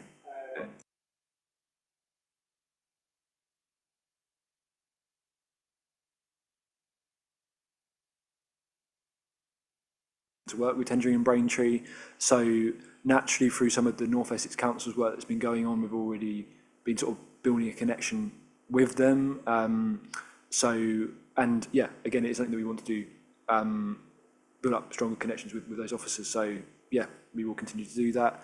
I didn't know about the Key Cities thing, so if you can send me anything on it, or if someone else officer knows about that, we can look into sharing. We can look into sharing that. Yeah, I think that's it.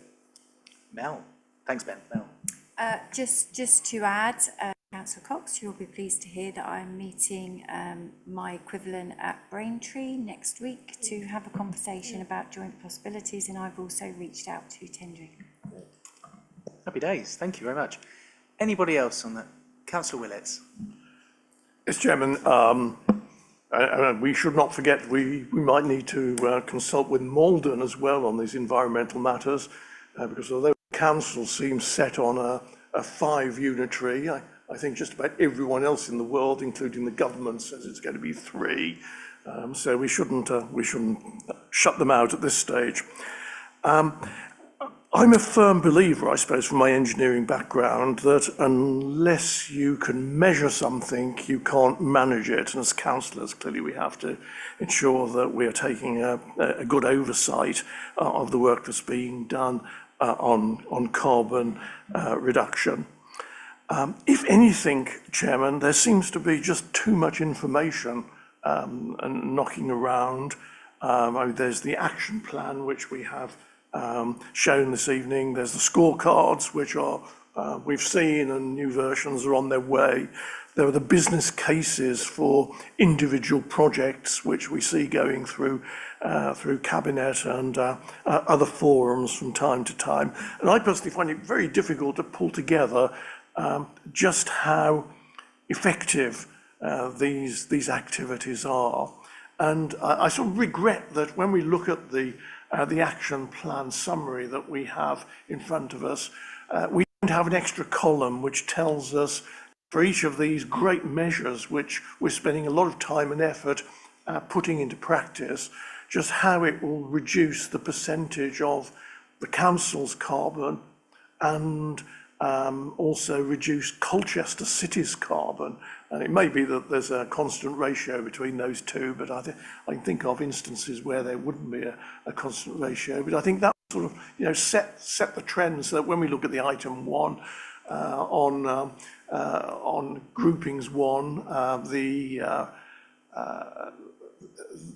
insulation of the pool, it'd be great to be able to see when we look at that, to know that it's sort of X% reduction of the council's carbon, and it's Y% reduction of Colchester overall's carbon, and sort of it then puts it in the context of just what we're doing and how we're pushing forward. I don't know whether that is possible, because that would certainly improve the information which we provide to the public, which was said in the presentation should be one of our objectives. So we shouldn't be looking just internally and saying, here are good projects which we're doing or reducing carbon footprint.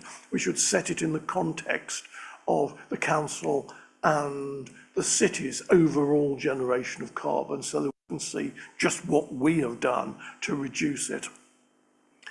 I have a second question, Chairman, on the waste and recycling statistics, which clearly have a major impact on our ability to reduce carbon footprints. I asked the portfolio holder for a sort of the league table of where we were, and it was great to see that we were right there up at the top. But one of the issues is that it was being treated as a zero-sum game, you know, waste in, waste out to the various methods of that the county council used to dispose of it. And there was no estimate of the effect of composting in the statistics. Now, yeah, that's a sort of double-edged sword, because if we compost, and I do a lot of composting with all my food waste, it means the amount of waste we generate per household comes down, which makes the environmental statistics look good. But at the same time, we're not getting due respect for the amount of composting that's going on. And I'm not sure whether composting is a good thing or not. I mean, I put all my waste into the plastic doodah that the council supply for composting, and I'm never really sure what gases are coming off and whether it is a positive contribution towards reducing carbon. I know at the end of the day, I mean, the stuff's gone in what seems to be an environmentally friendly way, and 6 months later I've got some nice compost to dig into the garden, but I'm not really sure whether that is a good process or a bad process. I'm not sure whether it should be included in our waste and recycling statistics as part of the process. And I just wondered whether we could have a comment on that, Chairman. Certainly. Thank you very much, Councillor Willis. Ben, I don't know if you can address those. Yeah, so on the first bit about basically trying to approximate how much the work that we're doing is reducing the council's emissions and also the emissions of Colchester. The emissions of Colchester, that's ridiculously hard to do. I think we could probably try and do some work, but it would be so much data that it's not something that the team can feasibly do, I think, at the moment.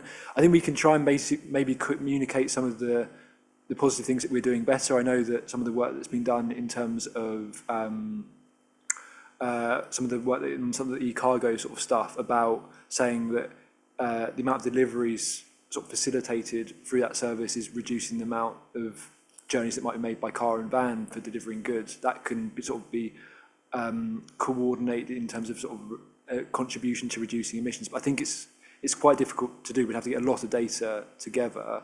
It should be, in any way, feasibly easier to do it for the council. Obviously, we do produce our greenhouse gas emissions report each year, which does detail how emissions have changed. And within that, we do try and sort of clearly identify if something's reduced, like, say, emissions from the fleet. We can illustrate it by saying, yes, because we've displaced some of our fossil fuel vehicles with electric vehicles, so that's an easy one. With things like energy efficiency improvements like at Leisure World, it is ultimately, yes, we really should be measuring that, and we will be looking at that again within the emissions report. But bearing in mind these projects have happened sort of mid-financial year, so it won't be clear within that first annual report that comes out the difference that those things have made.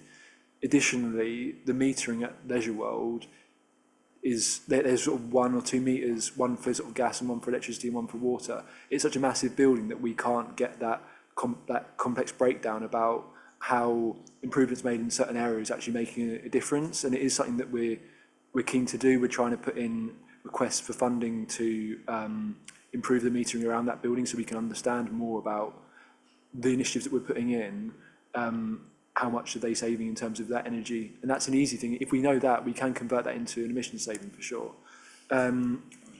Yeah, just to add, members of our team at the moment are currently undertaking training on kind of data as a whole. So how we collect it, how we process it, and then how we use it to make decisions.